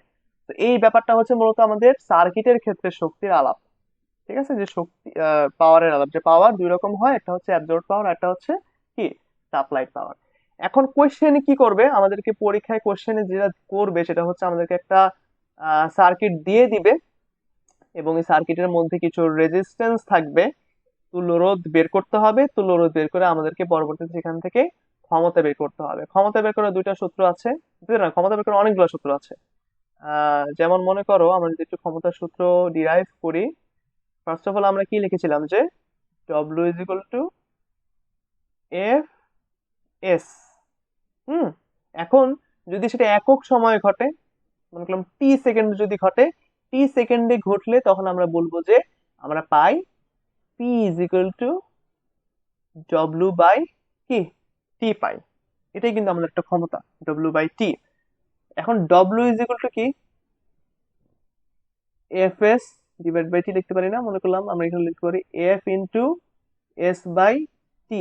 আমরা জানি যে এস বাই টি বা একক সময় যে পরিমাণ সরণ হয় তাকে আমরা বেগ বলি, তাই না? এই জন্য আমরা এখানে লিখতে পারি এফ গুণ ভি, এফ গুণ ভি লিখলাম, তাই না? So P is equal to কি, এফ ভি, একটা নতুন ইকুয়েশন আমরা পেয়ে গেলাম, P is equal to F V. এটা আমরা লেখা রাখি, এটা আমরা লিখে রাখি যে পি ইজ ইকুয়াল টু কি এফ ভি, এক নাম্বার ইকুয়েশন। মনে করলাম পি ইজ ইকুয়াল টু কি W by T, P is equal to আমাদের আবার এফ ভি, তাই না? আমরা কিন্তু এরকম পেয়ে গেলাম। এখন এফ ইজিক্যাল টু কি লেখা যায়, এফ ইজিক্যাল টু আমরা এম এ লিখতে পারি, কি আবার এম এ ভি হবে, আবার আমরা এফ ইজিক্যাল টু কি এম জি বলতে পারি, এম জি ভি হবে। তো এখানে আমরা কি দুটো জিনিস লিখতে পারি, এম এ ভি আবার এম জি ভিও বলতে পারি, ঠিক আছে? তারপর দেখো আম, আর কি লেখা যায়। আচ্ছা, এখন দেখো আরেকটা যদি সূত্র আমরা ডিরাইভ করি, যে পি ইজ ইকুয়াল টু যে ডব্লিউ বাই টি লিখলাম, এখানে কিন্তু আমরা একটা জিনিস লিখতে পারি, লিখতে পারি W is equal to PT. W is equal to PT আমরা লিখতে পারি না? ও না, সরি সরি সরি, ভুল লিখতেছি। আমি অন্যদিকে চলে যাচ্ছিলাম, যাই হোক। আচ্ছা, ডব্লিউ ইজ ইকুয়াল টু আমরা কি লিখতে পারি? ডব্লিউ ইজ ইকুয়াল টু আমরা ভি কিউ লিখতে পারি, ভি কিউ লিখতে পারি। এই W is equal to V Q কিভাবে লিখলাম এটা যদি একটু আলোচনা করি, যে মনে করলাম এটা আমাদের একটা ইলেকট্রিক ফিল্ড, তড়িৎ ক্ষেত্র। তড়িৎ ক্ষেত্রের বাইরে মনে করলাম আমাদের একটা +1 কুলম্ব চার্জ আছে। এই +1 কুলম্ব চার্জটাকে আমি যখন তড়িৎ ক্ষেত্রের ভেতরে করাবো, তড়িৎ ক্ষেত্রের ভিতরে প্রবেশ করাবো, তো এই একক ধনাত্মক আধানকে তড়িৎ ক্ষেত্রের ভেতরে নিয়ে আসতে যে পরিমাণ কার্য সম্পাদন হয় তাকেই বলা হয় হচ্ছে আমাদের তড়িৎ বিভব বা ইলেকট্রিক পটেনশিয়াল। ইলেকট্রিক পটেনশিয়াল বলে, হ্যাঁ। আমি একটু মুছে দিই, আমি যদি আবার লিখি যে +1 কুলম্ব চার্জকে, +1 কুলম্ব চার্জকে তড়িৎ ক্ষেত্রের ভেতরে প্রবেশ করাতে কিংবা তড়িৎ ক্ষেত্রের ভিতরে কোনো একটা বিন্দুতে তাকে নিয়ে আসতে যে পরিমাণ কাজ সম্পাদন হয় তাকে আমরা কি বলি? তড়িৎ বিভব বা ইলেকট্রিক পটেনশিয়াল বলি। হ্যাঁ, ইলেকট্রিক পটেনশিয়াল তাহলে কি? ইলেকট্রিক পটেনশিয়াল হবে আমাদের তাহলে V is equal to W by কি কিউ হবে। তার মানে কি, এই যে একক ধনাত্মক রেখেছিলাম +1 কুলম্ব চার্জ, এটাকে আনতে আমার যে পরিমাণ কাজ সম্পাদন হচ্ছে তাকে আমরা কি বলি? তাকে আমরা বলি হচ্ছে তড়িৎ বিভব। এবং তড়িৎ বিভবের একক কি হতে পারে বলতো? ডাব্লিউ মান তো আমাদের জুল, কিউ তো আমাদের কি coulomb, so J C inverse 1 এটাকে আমরা বলি হচ্ছে ভোল্ট। ঠিক আছে, তার মানে আমাদের বিভবের একক হচ্ছে কি? ভোল্ট। ঠিক আছে, তো এটা একটু জাস্ট তোমাদেরকে রিক্যাপ করাই দিলাম যে একটি অসীম দূরত্ব থেকে, মনে করলাম অসীম দূরত্ব কি, মনে করলাম এখান থেকে এই যে এই জায়গা থেকে এই জায়গা থেকে মনে করলাম যে এই দূরত্বটা আমরা জানি না, এই ডি ইজ ইকুয়াল টু মনে করলাম অসীম। ঠিক আছে, তো অসীম থেকে কোন একটা চার্জকে 1 কুলম্ব +1 কুলম্ব জানা চার্জকে যদি আমি ওই ওই তড়িৎ ক্ষেত্রের ভিতরে আনি, তড়িৎ ক্ষেত্রের ভিতরে আনলে কিন্তু তখন সে কোনো একটা বল অনুভব করে। ঠিক আছে, তাকে আবার তড়িৎ প্রাবল্য বলে, ওই তখন তাকে কিন্তু আবার তড়িৎ প্রাবল্য বলে। কিন্তু ইলেকট্রিক ফিল্ড যেটা আর কি, ইলেকট্রিক ফিল্ড বা তড়িৎ ক্ষেত্র কিন্তু এটা, তো তড়িৎ ক্ষেত্রের বাইরে থাকা অবস্থায় কিন্তু এই +1 কুলম্ব চার্জটা কোনো ধরনের কোনো বল অনুভব বা ইফেক্ট অনুভব করবে না। যখনই আমরা তাকে এই ফিল্ডের ভিতরে নিয়ে আসবো, এই ফিল্ডের সে ভিতরে চলে আসবে, তখন কিন্তু সে কোনো একটা ইফেক্ট সে কি করে? ফিল করে। এবং এই ইফেক্ট ফিল করার কারণেই তখন মনে করো যে সে একটা বল পায় ভিতরে আনবা। তো এই এই +কুলম্ব চার্জকে ওই তড়িৎ ক্ষেত্রের ভেতর আনতে কোন একটা পয়েন্টে, মনে করলাম এই যে এই পয়েন্ট, মনে করলাম এই পয়েন্টে আনতে, তার এও পয়েন্টে আনতে যে পরিমাণ কাজ করতে হবে তাকে আমরা মূলত বলি যে তড়িৎ বিভব। ঠিক আছে, তারপর আমরা এটাকে সার্কিট থেকেও বলি। সার্কিট থেকেও কিভাবে বলা যায়, মনে করলাম এটা হচ্ছে আমাদের প্লাস সাইড, এটা ধরলাম আমরা মাইনাস সাইড। এটা হচ্ছে আমরা যদি পরিবাহক দিয়ে যদি বলি, পরিবাহক থেকে যদি বলি, মনে করলাম এই যে আমাদের একটা সার্কিট ছিল, তাই না? ওপেন সার্কিট যদি আমি, সরি একটা শর্ট সার্কিট যদি আমি বলি, তো মাইনাস থেকে কিন্তু আমাদের ইলেকট্রন বের হয়, তাই না? এই ইলেকট্রনটাকে এই পুরা সার্কিট ঘুরে আনতে, পুরা সার্কিট ঘুরে আনা যদি আমি তাকে প্লাসে মিলাতে পারি, হ্যাঁ, এই যে প্লাস প্রান্ত মাইনাস প্রান্ত মিলাতে পারি, তাহলে আমাদের এখানে যে পরিমাণ কাজ সম্পাদন হবে সার্কিটের মধ্যে সেটাকে কিন্তু আমরা বলবো হচ্ছে ওই সার্কিটের জন্য একটা ভোল্টেজ ডিফারেন্স। ঠিক আছে, বা বিভব পার্থক্য বলবো। ঠিক আছে, ওকে। তো আমরা ছিলাম মূলত পাওয়ারের জায়গা, হ্যাঁ, পাওয়ার থেকে আমরা আসলে অনেক দিকে চলে গেছি। এগুলো মূলত একটা কথা বলতে গেলে আসলে অনেক কিছু আসে, হ্যাঁ, কান টানলে মাথা আসে, একটা কথা আছে না? তো একটা কথা বলতে গেলে কিন্তু আসলে অনেক কিছু চলে আসে। তো এই যে ডাব্লিউ ইন্টু ভি কিউ কিভাবে আসে এটা ওটা জাস্ট দেখানোর জন্য এত কথা বলা লাগলো আর কি।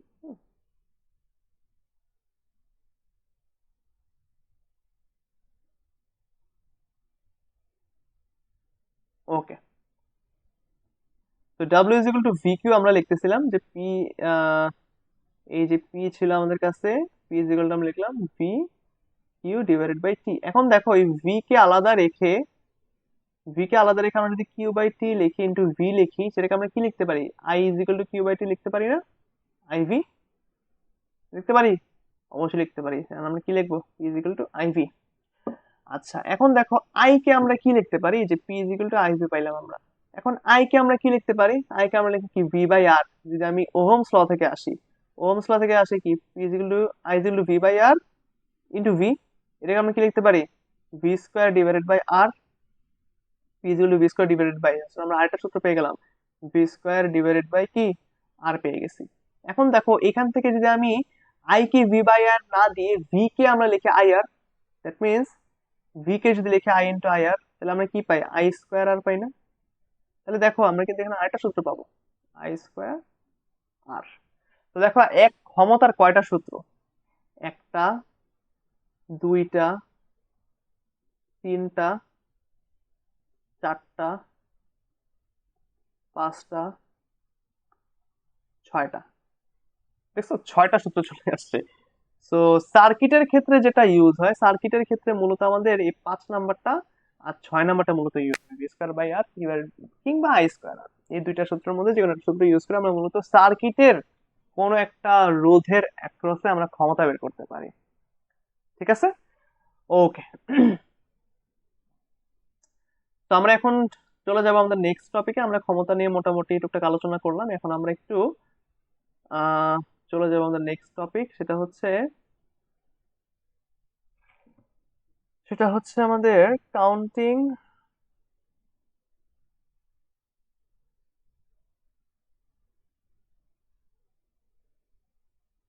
পাওয়ার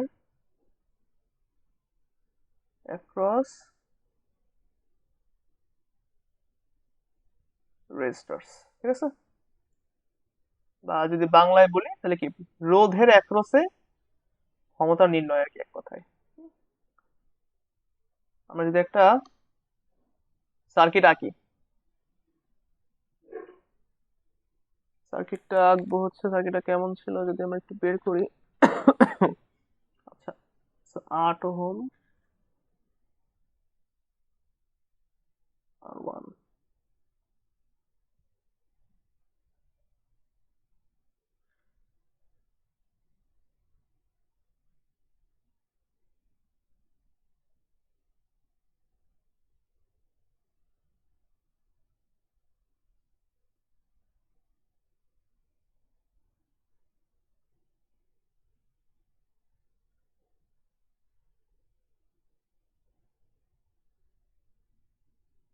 ওকে,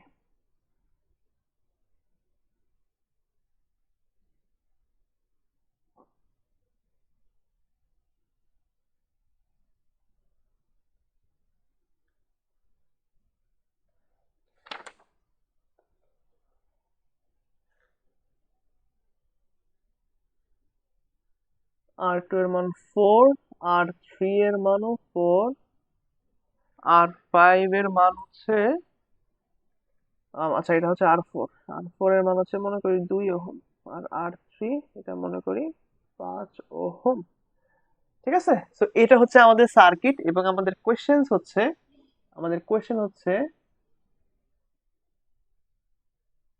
কোয়েশ্চেন এক হচ্ছে মনে করো আর ইকুইভ্যালেন্ট কত বের করা, এবং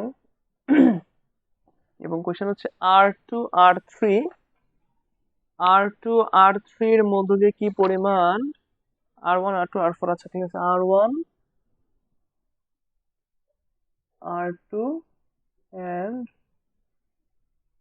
R4 এর পাওয়ার বের করো। হুম, তো দুইটা কোয়েশ্চেন। প্রথমত হচ্ছে আমাদের তুল্য প্রথমত হচ্ছে আমাদের এই সার্কিটের তুল্য রোধ বের করো, এবং সেকেন্ড কোয়েশ্চেন হচ্ছে R1 R2 এবং R4 এর মধ্য দিয়ে কি পরিমাণ তড়িৎ প্রবাহিত হবে, সরি কি পরিমাণ পাওয়ার সেখানে আমাদের কাজ করবে, বা ক্ষমতা সেখানে ব্যয় হবে আর কি, এরকম কিছু একটা বলছে, ক্ষমতা ব্যয় হবে কি অর্জন হবে, এরকম কিছু একটা আমাকে বলে দিচ্ছে, যে পাওয়ার কত এক কথা। ঠিক আছে, তো তড়িৎ আহ পাস হবে কোন দিক থেকে বলো তো? তড়িৎ পাস হবে আমাদের প্লাস থেকে মাইনাসে।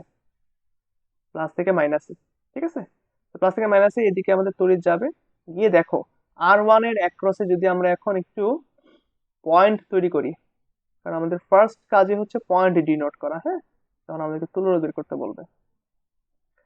মনে করলাম R1 এর পাশে আছে এ, এখানে আছে মনে করি বি, এখানে আছে বি। আচ্ছা, বি এর এক প্রান্ত এখানে শুরু হলো, শেষ হচ্ছে আমরা মনে করি এইখানে, মনে করলাম এখানে আমাদের বি, এখানে মনে করলাম আমরা সি দিলাম। তো R3 এর অ্যাক্রসে যদি আমি লিখি, সেটাও কিন্তু আমাদের সি তে গিয়ে মিলিত হচ্ছে, তাই না? তো এটা যদি সি হয়, এটা যদি সি হয়, আমরা কি বলতে পারি না এটা আমাদের অন্য আরেকটা সি পয়েন্ট বলতে পারি। এটা যদি সি হয় আমাদের এটাও তো সি, এটা যদি ডি হয় আমাদের এটাও তো ডি। বুঝি কিনা একটু দেখি তো।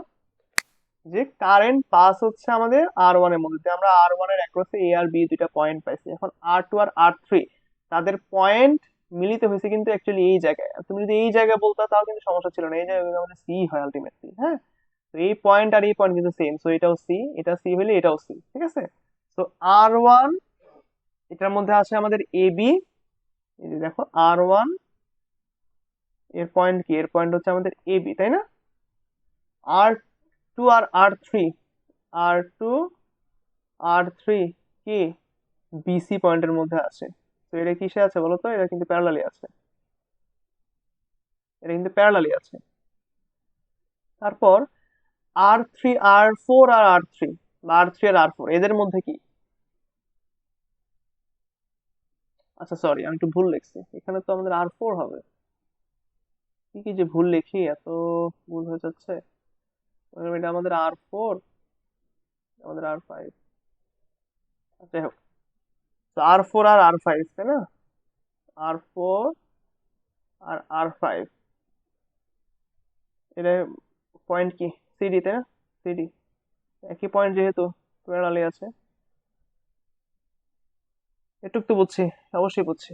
তো এখন আমাদের কি আর ইকুইভ্যালেন্ট বের করা ইজি না। আর ইকুইভ্যালেন্ট আমরা কিভাবে বের করব, মনে করো আর যদি আমরা আর ইকুইভ্যালেন্ট বের করি, একদম simple.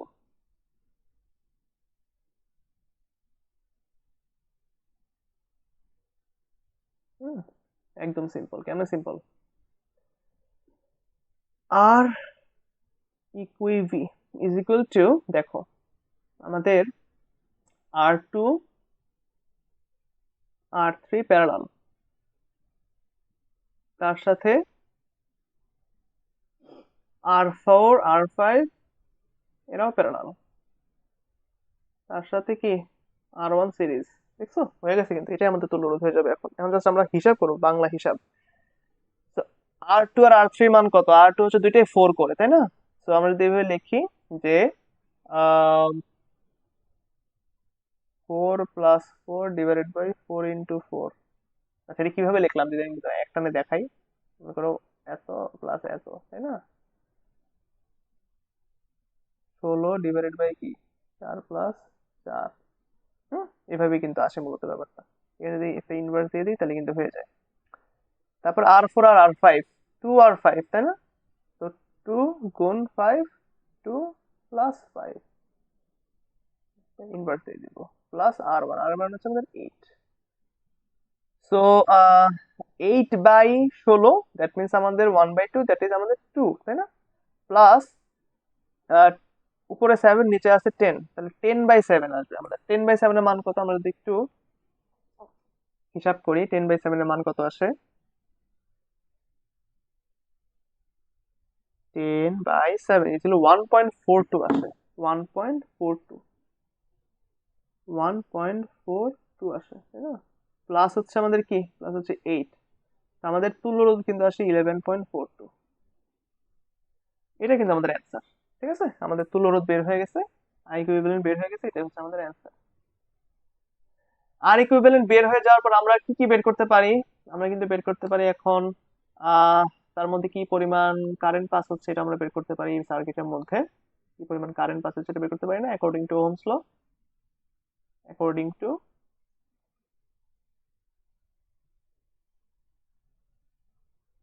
According to Ohm's law, I is equal to Q V by R, বা লিখতে পারি সেম জিনিস, 33 ডিভাইডেড বাই কি 11.42, 11.42 আমরা যদি হিসাব করি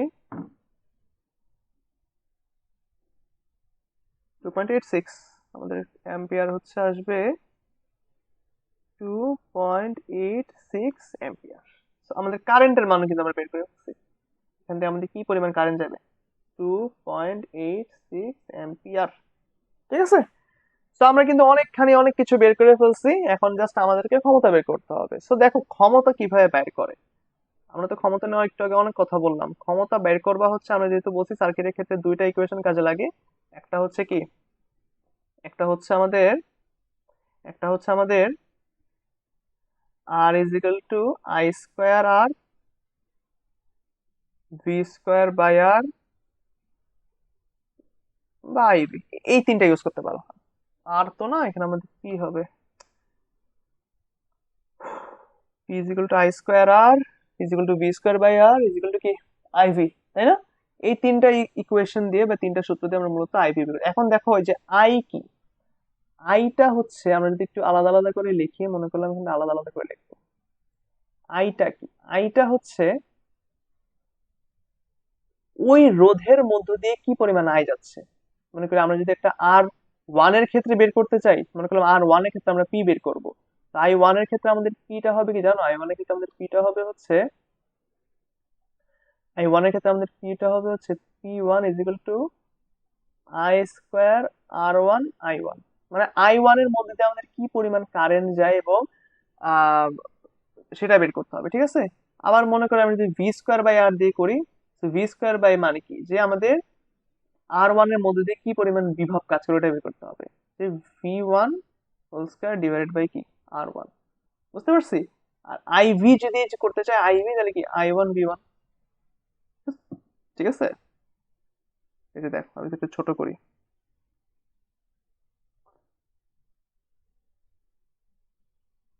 এখন আশা করি দেখা যাচ্ছে। হ্যাঁ, তো আমি যার রেজিস্ট্যান্স বের করব, সরি আমি যার পাওয়ার বের করব তার রেজিস্ট্যান্স কে দেখতে হবে, তার রেজিস্ট্যান্স কে দেখতে হবে এবং তার মধ্যে দিয়ে আমি যেই সূত্র ইউজ করবো সেটা যদি আই স্কোয়ার আর ইউজ করি, তাহলে বলবো যে এই রোধের মধ্যে দিয়ে যে পরিমাণ আই যাচ্ছে ওইটার সাথে যদি আমি বর্গ করে ওই রোধটা গুণ করে দিই, তাহলে আমি হচ্ছে পাওয়ার পেয়ে যাব। বা আমি যদি ভোল্টেজ ইউজ করি, তাহলে কি ওই রোধের অ্যাক্রসে কি পরিমাণ ভোল্টেজ কাজ করতেছে সেটা স্কোয়ার করে আমি ওই রোধ দিয়ে ভাগ করব, তাহলে আমি পি পাবো বা পাওয়ার পাবো। আর যদি আমি আইভি দিয়ে করি, তাহলে ওই রোধের ক্ষেত্রে কি পরিমাণ আই আর কি পরিমাণ পি কাজ করে ওইটা একসাথে গুণ করে দিলে আমি পাওয়ারের মানটা পেয়ে যাচ্ছি। আচ্ছা, এখন আমি যদি সার্কিটটা আবার অ্যানালাইসিস করা শুরু করি, সার্কিটটা অ্যানালাইসিস করব, যে দেখো মনে করি আমি আহ আর ওয়ান এর ক্ষেত্রে আমি প্রথম ইকুয়েশনটা ইউজ করব। কেন? কারণ দেখো এই ইকুয়েশনটার মধ্যে আমি কি কি পাই, আই আর আর, তাই না? দেখো আর ওয়ান এর মধ্যে দিয়ে আমাদের কি পরিমাণ আই যাবে, এই সার্কিটের পুরো কারেন্ট যেটা একদম 2.86 অ্যাম্পিয়ার, পুরো কারেন্টে আমাদের আর ওয়ান এর মধ্যে দিয়ে চলে যাচ্ছে, তাই না? পুরো কারেন্ট আমাদের আর ওয়ান এর মধ্যে দিয়ে যাবে, তার এখানে আমাদের আই ওয়ানটা কি হবে, আই ওয়ানটা হবে হচ্ছে আমাদের 2.86 হোল স্কোয়ার ইন্টু কি আর ওয়ান হচ্ছে আমাদের 8। এই দুইটা যদি আমি এখন গুণ করি, গুণ করলে আমি যেটা পাবো ওইটাই হবে আমাদের পাওয়ারের মান। হুম, এটা গুণ করলে আমাদের অ্যাকচুয়ালি আসছে 65.38,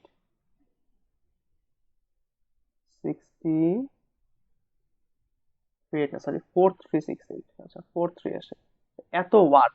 তো পি ওয়ান কিন্তু আমি বের করে ফেলছি, যে আর ওয়ান এর মধ্যে আমাদের কি পরিমাণ ক্ষমতা যাচ্ছে সেটা কিন্তু আমি বের করে ফেলছি, যে 65.43 ওয়াট। এরপরে বলছে যে কি আর টু, আর ওয়ান বের করছে, এখন আমরা আর টু বের করব। আর টু এর ক্ষেত্রে দেখো আমাদের কি পরিমাণ বিভব কাজ করতে পারে এই জায়গায়, এইখানে আমরা যদি দেখি যে কি পরিমাণ বিভব কাজ করবে। আচ্ছা আমরা যদি সার্কিট একটু সিম্পলিফাই করি, সার্কিট একটু সিম্পলিফাই করে আঁকি, হ্যাঁ মনে করলাম একটু সার্কিট যদি সিম্পলিফাই করি, এখানে একটু বেশি কঠিন কঠিন লাগছে, সার্কিট আমরা একটু সিম্পলিফাই করে নিচে আঁকি, নিচে আঁকি। মনে করলাম এই ছিল আমাদের একটা, তারপর আমরা বলছিলাম যে এই দুইটা কিসে ছিল, প্যারালালে ছিল, প্যারালালে ছিল।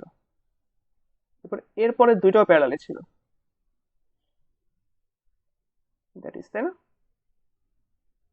আচ্ছা এরপরটা দাও লাগবে না, মনে করলাম এটা ছিল আমাদের আর ওয়ান, এটা ছিল আমাদের আর টু, আর থ্রি, আর ফোর, আর ফাইভ, এবং প্লাস মাইনাস আমাদের অ্যাক্রসে কত ভোল্ট কাজ করতেছিল, 33 ভোল্ট কাজ করতেছিল, এবং আমাদের আই এর মান ছিল হচ্ছে, আই এর মান ছিল হচ্ছে কি কত, 2.86 অ্যাম্পিয়ার ছিল, তাই না? তো আই এর মান 2.86 অ্যাম্পিয়ার ছিল, আর ওয়ান এর মধ্যে আমাদের পুরো কারেন্ট গেল। এখন R2 এর মধ্য দিয়ে আমাদের কি পরিমাণ কারেন্ট যাবে বা বিভব কাজ করবে সেটা যদি আমি বের করি, তাহলে এখানে আমার কাছে যেটা মনে হয় আহ, যে তোমার কারেন্ট ডিভাইডার রুলটা ইউজ করলে অনেক বেটার হবে। কারণ দেখো, 2.86 অ্যাম্পিয়ার কারেন্টটা তো আমাদের R1 এর মধ্যে গেল গিয়ে এই পয়েন্টে এসে বেচারা কি দুই ভাগে ভাগ হয়ে যাবে না? একটা হবে আমাদের I2, একটা হয়ে যাবে আমাদের I3। হ্যাঁ, I2 I3 গিয়ে সে যখন আবার বের হয়ে যাবে, বের হয়ে যখন এই পয়েন্টে আসে আবার এখানে চলে আসবে, তখন কিন্তু সে আবার পুরোপুরি আই হয়ে যাবে। দ্যাট মিনস আমাদের I1 কি হবে, আইটা হবে আমাদের I2 প্লাস I3, যেটাকে আমরা কেসিএল বলি। কেসিএল আমরা পড়াই নাই এখনো, সামনে আসবো। সো I2 আর I3 যদি আমি সামহাও বের করতে পারি কারেন্ট ডিভাইডার রুলের মাধ্যমে, তাহলে কিন্তু আমি R2 এর মধ্যে দিয়ে কি পরিমাণ আই যাচ্ছে সেটা বের করতে পারবো। সে আই দিয়ে আমি I2R দিয়ে আমি কিন্তু R2 এর P2 বের করতে পারবো, মানে ক্ষমতা বের করে ফেলতে পারবো। According to according to according to the current divider rule,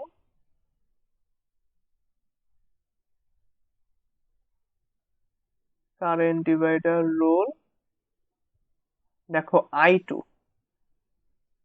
মনে আছে I2 এর ক্ষেত্রে কি বসবে, উপরে বসবে অপোজিট আর, উপরে বসবে অপোজিট আর, তাই না? ইন্টু পুরো আই। হুম, R3 মান কত? R3 মান ছিল আমাদের মনে হয় 4 ওহম। 4 কি 4 + 4 সেম ছিল, ইন্টু আই, আর মান ছিল 2.86। আমি যদি হিসাব করি 4 কত, 2.86 ডিভাইডেড বাই 8, সো 1.43।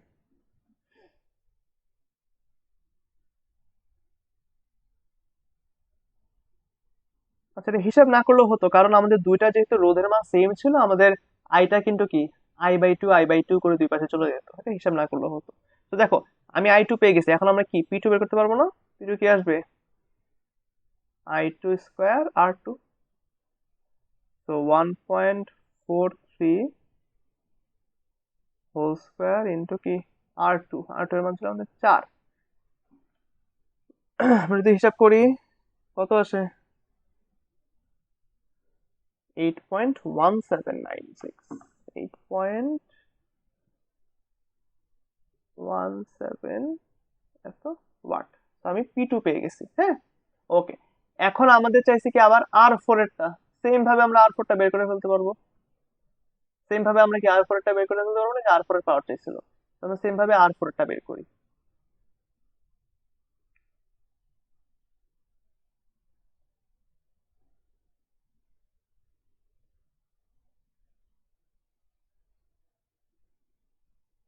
এখানে কি হবে, উপরে হবে R5, তাই না? অপোজিটটা হয় R4 প্লাস R5 ইন্টু কি আই, টোটাল আই।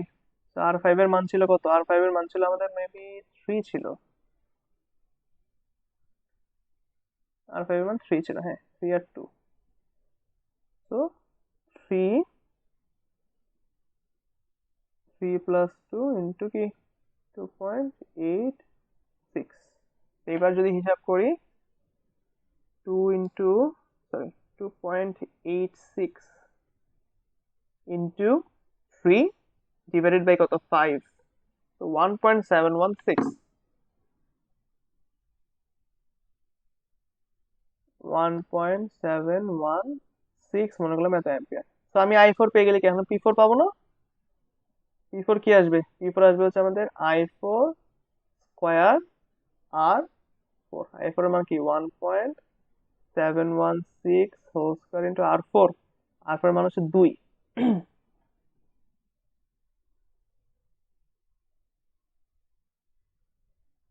তো 5.88, 5.88,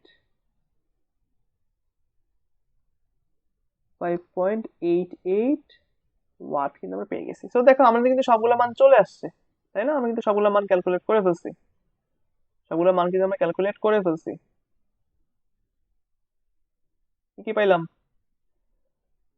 R1 পেয়েছিলাম, সরি P1 কি পেয়েছি, 65.3 ওয়াট। তারপরে P2 8.7 এত P4 কি 5.88 এত ওহম, সরি ওয়াট। ঠিক আছে, তো এগুলা কিন্তু আমরা মান পেয়ে গেলাম, এবং এভাবেই কিন্তু আমাদের একটা সার্কিট দেওয়া থাকলে, সার্কিটের মধ্যে বিভিন্ন রেজিস্ট্যান্স দেওয়া থাকলে তাদের পাওয়ার কিন্তু আমরা এভাবে বের করতে পারি। এবং দেখো প্রত্যেকটা কিন্তু আমাদের পজিটিভ, তাই না? প্রত্যেকটা কিন্তু আমাদের পজিটিভ। যেহেতু পজিটিভ, সেক্ষেত্রে আমরা এখানে কি পাবো? আমরা পাবো এখানে হচ্ছে আমাদের পাওয়ার অ্যাবজর্ব, মানে আমরা পাওয়ার পাবো এখান থেকে। আচ্ছা, কখন নেগেটিভ হয় আমরা এটা নিয়ে কিন্তু আলোচনা করি না। নেগেটিভ কখন হয় বলো তো? আমরা যদি নেগেটিভ নিয়ে আলোচনা করি, মনে করো আমাদের একটা যদি সার্কিট এমন হয়, আমাদের যদি একটা সার্কিট এমন হয়,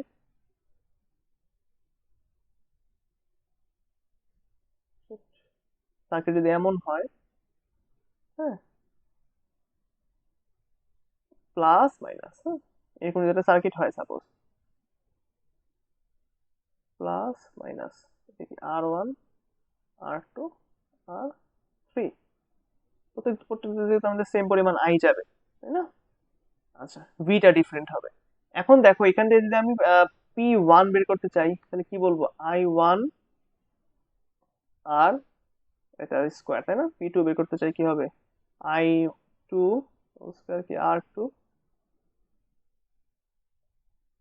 P3 কি I3 এত। এখন দেখো I1 I2 I3 সমান কিন্তু আমাদের নর্মাল আই হবে, ঠিক আছে? তো সেটা ধরতে না। দেখো এখন আমি যদি ভোল্টেজের ক্ষেত্রে একটা ক্ষমতা বের করতে চাই, আমরা কিন্তু এতক্ষণ রোধের ক্ষমতা বের করছি, আমরা যদি একটু আমাদের যে সোর্সের ক্ষেত্রে যদি আমরা একটু ক্ষমতা বের করতে চাই, তাহলে কি হবে? মানে দেখো, কারেন্ট যখন এই যে আমরা এখানে প্লাস কেন দিচ্ছি বলতো? প্রত্যেকটার আগে আমরা প্লাস কেন বিবেচনা করতেছি? কারণ কারেন্ট যখন একটা রোধের মধ্য দিয়ে যখন কি করে, এন্টার নেয়, কারেন্ট যখন একটা রোধের মধ্যে দিয়ে যখন কি করে এন্ট্রি নেয়, মনে করলাম এই একটা রোধের মধ্যে দিয়ে আমাদের একটা কারেন্ট এন্ট্রি নিবে এখন, হ্যাঁ, কারেন্টটা যেহেতু এন্ট্রি নিচ্ছে, সে যেই দিক থেকে এন্ট্রি নিবে সেখানে একটা মনে মনে সে প্লাস উৎপন্ন হয়, মনে মনে একটা প্লাস উৎপন্ন হয়, ঠিক আছে? তো এই জন্য আমরা প্রত্যেকটা রোধের জন্য, যেমন R1 রোধের ক্ষেত্রে যখন কারেন্টটা ইন করে, যেখানে ইন করে সেখানে প্লাস, যেখান থেকে বের হয় সেটা মাইনাস, আবার এখানে কি R2 এর প্লাস মাইনাস, R3 এর আগে এখানে প্লাস মাইনাস, ঠিক আছে? কিন্তু দেখো কারেন্টটা যখন এসে এসে আমাদের এই ভোল্টেজ যে সোর্স আছে সেখানে যখন সে ইন করে, সে কি প্লাস আগে পায় না মাইনাস আগে পায়? সে কিন্তু মাইনাস আগে পায়। ভোল্টেজ সোর্সের ক্ষেত্রে, ভোল্টেজ সোর্সের ক্ষেত্রে সোর্সে কি সে মাইনাস দিয়ে এন্ট্রি করে না, মাইনাস এন্ট্রি। তো তখন আমরা যদি পি বের করতে চাই তখন কিন্তু সামনে একটা মাইনাস দেওয়াই লাগবে। মাইনাস দিয়ে তখন আমরা কি লিখবো? এখানে কিন্তু কোনো আর নাই, তাই না? এখানে কিন্তু আমাদের কোনো আর নাই, এখানে কি আছে? ভি আছে। তো আমরা একটা সূত্র জানি যে P is equal to IV. তো তখন কিন্তু আইভি আমরা ইউজ করবো, সামনে একটা মাইনাস দিতে হবে, ঠিক আছে? মাইনাস কেন দিব? কারণ আই আমাদের এন্ট্রি নিচ্ছে এই মাইনাস সাইডে বা নেগেটিভ টার্মিনালের দিকে। যেহেতু নেগেটিভ টার্মিনালের দিকে আমাদের কারেন্টটা এসে এন্ট্রি নিচ্ছে, এই জন্য আমাদের এখানে কি, এখানে আমাদের পাওয়ারটা কিন্তু আলটিমেটলি নেগেটিভ চলে আসে। আমরা যদি এই সার্কিট যেটা ছিল আমাদের কাছে, এই যে সার্কিটটা ছিল, এই সার্কিটের ক্ষেত্রে যদি আমরা এখন সোর্সের ক্ষমতা বের করতে চাইতাম,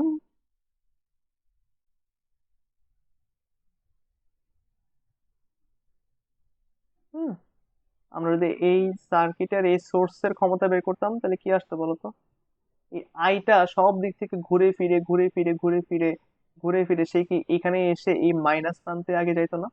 মাইনাস প্রান্তে ঢুকে আমি যদি বলতাম যে পি, মনে করলাম যে ভি যদি বলি এবার, হ্যাঁ, তো পিটা কি হবে আমাদের? আই গুণ ভি হবে, আই গুণ ভি। এবং সে যেহেতু মাইনাস প্রান্তে ঢুকতেছে এই জন্য সামনে একটা কি আসবে?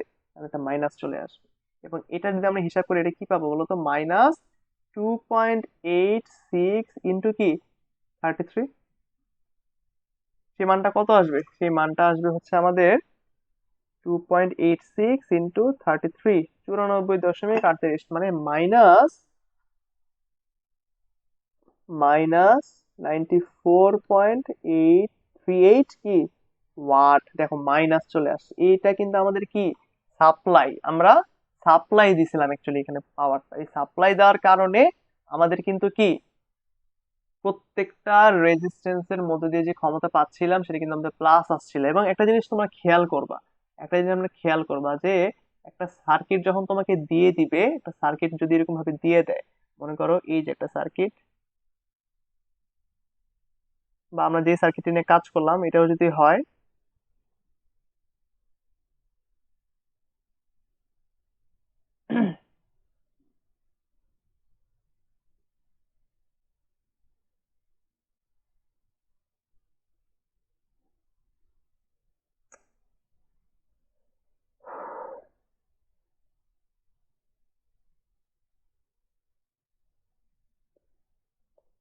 দেখো এই R1 সার্কিটের জন্য আমরা একটা কি পাবো, P1 পাবো, এখানে একটা P2 পাবো, এখানে একটা P3 পাবো, এখানে আমরা একটা P4 পাবো, এখানে একটা P5 পাবো, এবং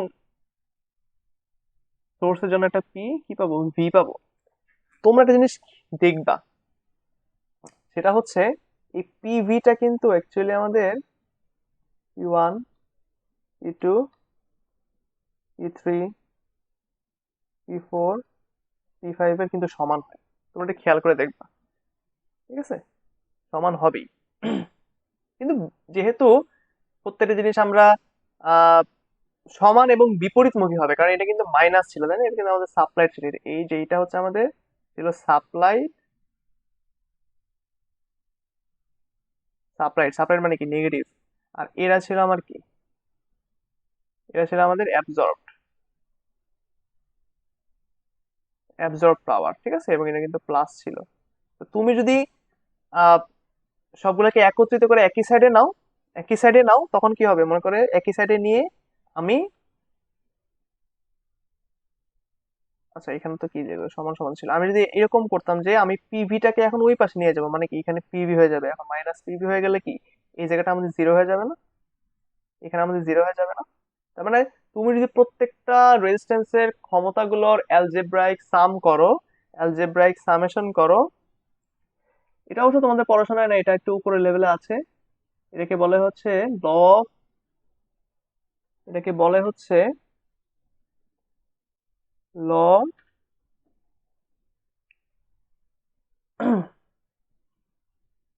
ল অফ পাওয়ার কনজারভেশন। এটা তোমাদের পড়াশোনায় নাই যে algebraic summation, algebraic summation of powers are equal to zero, ঠিক আছে, এটা কিন্তু সেখানে বলে যে আমি যদি ওই রেজিস্ট্যান্সের, সরি ওই সার্কিটের প্রত্যেকটা রেজিস্ট্যান্সের অ্যালজেব্রাইক সাম নেই, অ্যালজেব্রাইক সাম না হচ্ছে চিহ্ন সহ যোগফল, এই যে P1, P2, P3 সবগুলো কিন্তু অ্যাবজর্ব পাওয়ার ছিল, মানে যোগ মানে প্লাস ছিল সবগুলো একসাথে, মানে পজিটিভ। এবং আমাদের যে সাপ্লাইড পাওয়ারটা ছিল, অর্থাৎ ভোল্টেজের যে পাওয়ারটা, সেটা কিন্তু পিভি ছিল, এবং পিভিটা কিন্তু আমরা দেখছিলাম যে নেগেটিভ। তো এই নেগেটিভ সাপ্লাইড পাওয়ার এবং যে অ্যাবজর্ব পাওয়ার গুলো সবগুলো যদি আমি যোগ করি, যোগ করলে কিন্তু আমরা জিরো পাবো, ঠিক আছে, এই যে জিরো পাবো। এবং এটাকে মূলত বলে হচ্ছে ল অফ পাওয়ার কনজারভেশন বা পাওয়ার কনজারভেশন ল, যেখানে বলতেছে algebraic summation of power is equal to কি জিরো, ঠিক আছে। তো এটা জাস্ট এমনি বললাম তোমাদের জানার জন্য, যে তোমরা যদি সবগুলো একসাথে যোগ করো তাহলে কিন্তু জিরো পাবা, ঠিক আছে। তার মানে আমরা যেই পরিমাণ পাওয়ার সাপ্লাই দিই সেই পরিমাণ পাওয়ার আমরা গেইন করতেছি। হুম, যাই হোক, তো এই ছিল মূলত আজকের আমাদের ক্লাস। এখানে আমরা মূলত তুলরোধ বের করা, আবার একটু কিছু প্র্যাকটিস করলাম, তারপর আমাদের মূল যে ফোকাস ছিল, আমরা একদম প্রথম থেকে আসি, যে আমরা এখানে কি কি করছি। আমরা ফার্স্ট অফ অল আমরা ক্লোজ সার্কিট নিয়ে কথা বলছি, ওপেন সার্কিট নিয়ে কথা বলছি, তারপর আমরা একটা ইনফাইনাইট সার্কিট দেখছিলাম যেখানে আমাদের অসীম সংখ্যক রোধ ছিল, এবং আমরা বলছি যে অসীম সংখ্যক রোধের ক্ষেত্রে কিন্তু অবশ্যই কোনো না কোনো একটা, সরি, অবশ্যই কোনো না কোনো একটা রোধ থাকবে, মানে একটা অসীমতক রোধ থাকবে, কিন্তু কখনোই অসীম হবে না রোধের মান, অসীমত একটা সমষ্টি থাকবে। যেটা আমরা একটা আপেলের ফর্মুলা দিয়ে শিখছিলাম, যে একটা আপেল যদি আমাদের কাছে থাকে, সেটা যদি আমি অসীম সংখ্যক ভাবে ডিভাইড করতে থাকি, কিন্তু শেষ পর্যন্ত কিন্তু আমরা কি খবর পাবো, যে একটা আপেল ছিল, আপেলটাই পাই। তো অসীম সংখ্যক জিনিসপত্রের সমষ্টি কখনো কিন্তু অসীম হয় না, সেটা কোনো একটা পার্টিকুলার সিঙ্গেল মান হবে আর কি, ঠিক আছে, সেটা আমরা দেখলাম, আমরা একটা প্র্যাকটিসও করেছি। প্রত্যেকটা 5 ওহম রোধ বিশিষ্ট একটা অসীম সংখ্যক সার্কিট রোধ বিশিষ্ট সার্কিটের তুল্যরোধ কত আসে সেটা আমরা বের করে দেখেছিলাম। তারপর হচ্ছে আমরা ক্ষমতা নিয়ে কথা বললাম, যেটা আমাদের মেইন ফার্স্ট টপিক ছিল আজকে। ক্ষমতা নিয়ে মূলত আমরা ফার্স্টে ফিজিক্সের ভাষায় কিছু বাস্তব কিছু উদাহরণের মাধ্যমে আমরা ক্ষমতা দেখছি। তারপর আমরা সার্কিটে চলে যাই, যে সার্কিটের ভিতরে কিভাবে ক্ষমতার কি হয় না হয়, সেখানে আমাদের চার্জ গুলা কাজ করে কিভাবে, ইলেকট্রন ফ্লো হয়, ইলেকট্রন ফ্লো হওয়ার ফলে একটা জায়গা থেকে যখন ইলেকট্রন একটা জায়গায় একক সময় কিছুটা দূরত্ব অতিক্রম করে অর্থাৎ কাজ সম্পন্ন করে, তখন আমরা বলছিলাম যে সেখানে ক্ষমতা উৎপন্ন হচ্ছে বলে আমরা মনে করি। ক্ষমতা দুই প্রকার বললাম, একটা হচ্ছে অ্যাবজর্ব পাওয়ার, একটা হচ্ছে সাপ্লাইড পাওয়ার। অ্যাবজর্ব পাওয়ার গুলো কি হয়, পজিটিভ হয়, এবং সেগুলা কি পার্টিকুলার রেজিস্ট্যান্স গুলোর জন্য হয়। আর সাপ্লাইড পাওয়ারটা আমরা দেখেছি সবসময় ভোল্টেজ সোর্সের ক্ষেত্রে হয়ে থাকে। ঠিক আছে, তারপর আমরা দেখলাম যে অনেকগুলো সূত্র আমরা ডিরাইভ করতে পারি, এখান থেকে 6টা সূত্র পাইছি আমরা টোটাল। হ্যাঁ, আমরা এখান থেকে টোটাল 6টা সূত্র পাই, তাই না? সরি, এখান থেকে আমরা টোটাল 6টা সূত্র পাই। এই যে 6টা সূত্র, এই টোটাল আমরা 6টা সূত্র এখান থেকে পাই। হ্যাঁ, তারপর হচ্ছে আমরা একটা সার্কিট র্যান্ডমলি নেই। সার্কিট র্যান্ডমলি নেওয়ার পর সেখানে আমরা ফার্স্টে ইকুইভ্যালেন্ট রেজিস্ট্যান্সটা বের করি, বের করে আমরা সেখানে কারেন্ট কতটুকু প্রডিউস হচ্ছে সেটা বের করি। বের করে আমরা তিনটা রোধের পার্টিকুলার আমরা ক্ষমতা বের করতে পারি। So things are so much easier for you guys, যদি তোমরা আমার ক্লাসটা বুঝে থাকো, যদি তোমার বেসিক গুলা কি বলে ক্লিয়ার করতে পারো, তাহলে দেখবে এই অঙ্কগুলো আসলে খুবই ইজি। জাস্ট পয়েন্ট ডিনোট করবা, পয়েন্ট ডিনোট করে তুলরোধ বের করবা, তুলরোধ বের করে আই বের করবা। ভি তো অলওয়েজ মোটামুটি তাই থাকবে। আই বের করে জাস্ট দেখবা যে কোন রোধের মধ্যে দিয়ে কি পরিমাণ কারেন্ট যায়। কারেন্ট গেলে তারপরে আমরা আই স্কোয়ার আর দিয়ে ওই রোধের জন্য ক্ষমতা বের করে ফেলতে পারি। বা যদি প্যারালাল কম্বিনেশনে থাকে তাহলে কি, প্যারালাল কম্বিনেশন থাকলে আমাদের ভোল্টেজটা সেম থাকে, তখন আমরা প্রত্যেকটা পার্টিকুলার রোধের জন্য ভোল্টেজটা নিব, নিয়ে ওটাকে আমরা বর্গ করে ওই পার্টিকুলার রোধ দিয়ে ভাগ করে দিব, তখন আমরা কি V square divided by R formula দিয়ে আমরা পি পেয়ে যাব, ক্ষমতা পেয়ে যাব। So this was the class, this was the today's class. আমি আশা করি তোমাদের ক্লাসটা ভাল লাগবে এবং তোমরা উপকৃত হবা। অনেক কিছু দেখানোর চেষ্টা করছি। তো যদি ক্লাসটা ভাল লাগে তাহলে স্পোর্টের সাথে তোমরা থাকবা, এবং আমরা সামনে আরো যে ভিডিওগুলো আপলোড করবো সেগুলো আমাদের সাথে থাকার চেষ্টা করবে। Stay connected and be with স্পোরন। আজকের ক্লাস এতটুকুই। Let's hope for the best. ভালো মতো পড়াশোনা করবা। আল্লাহ হাফেজ। Thank you.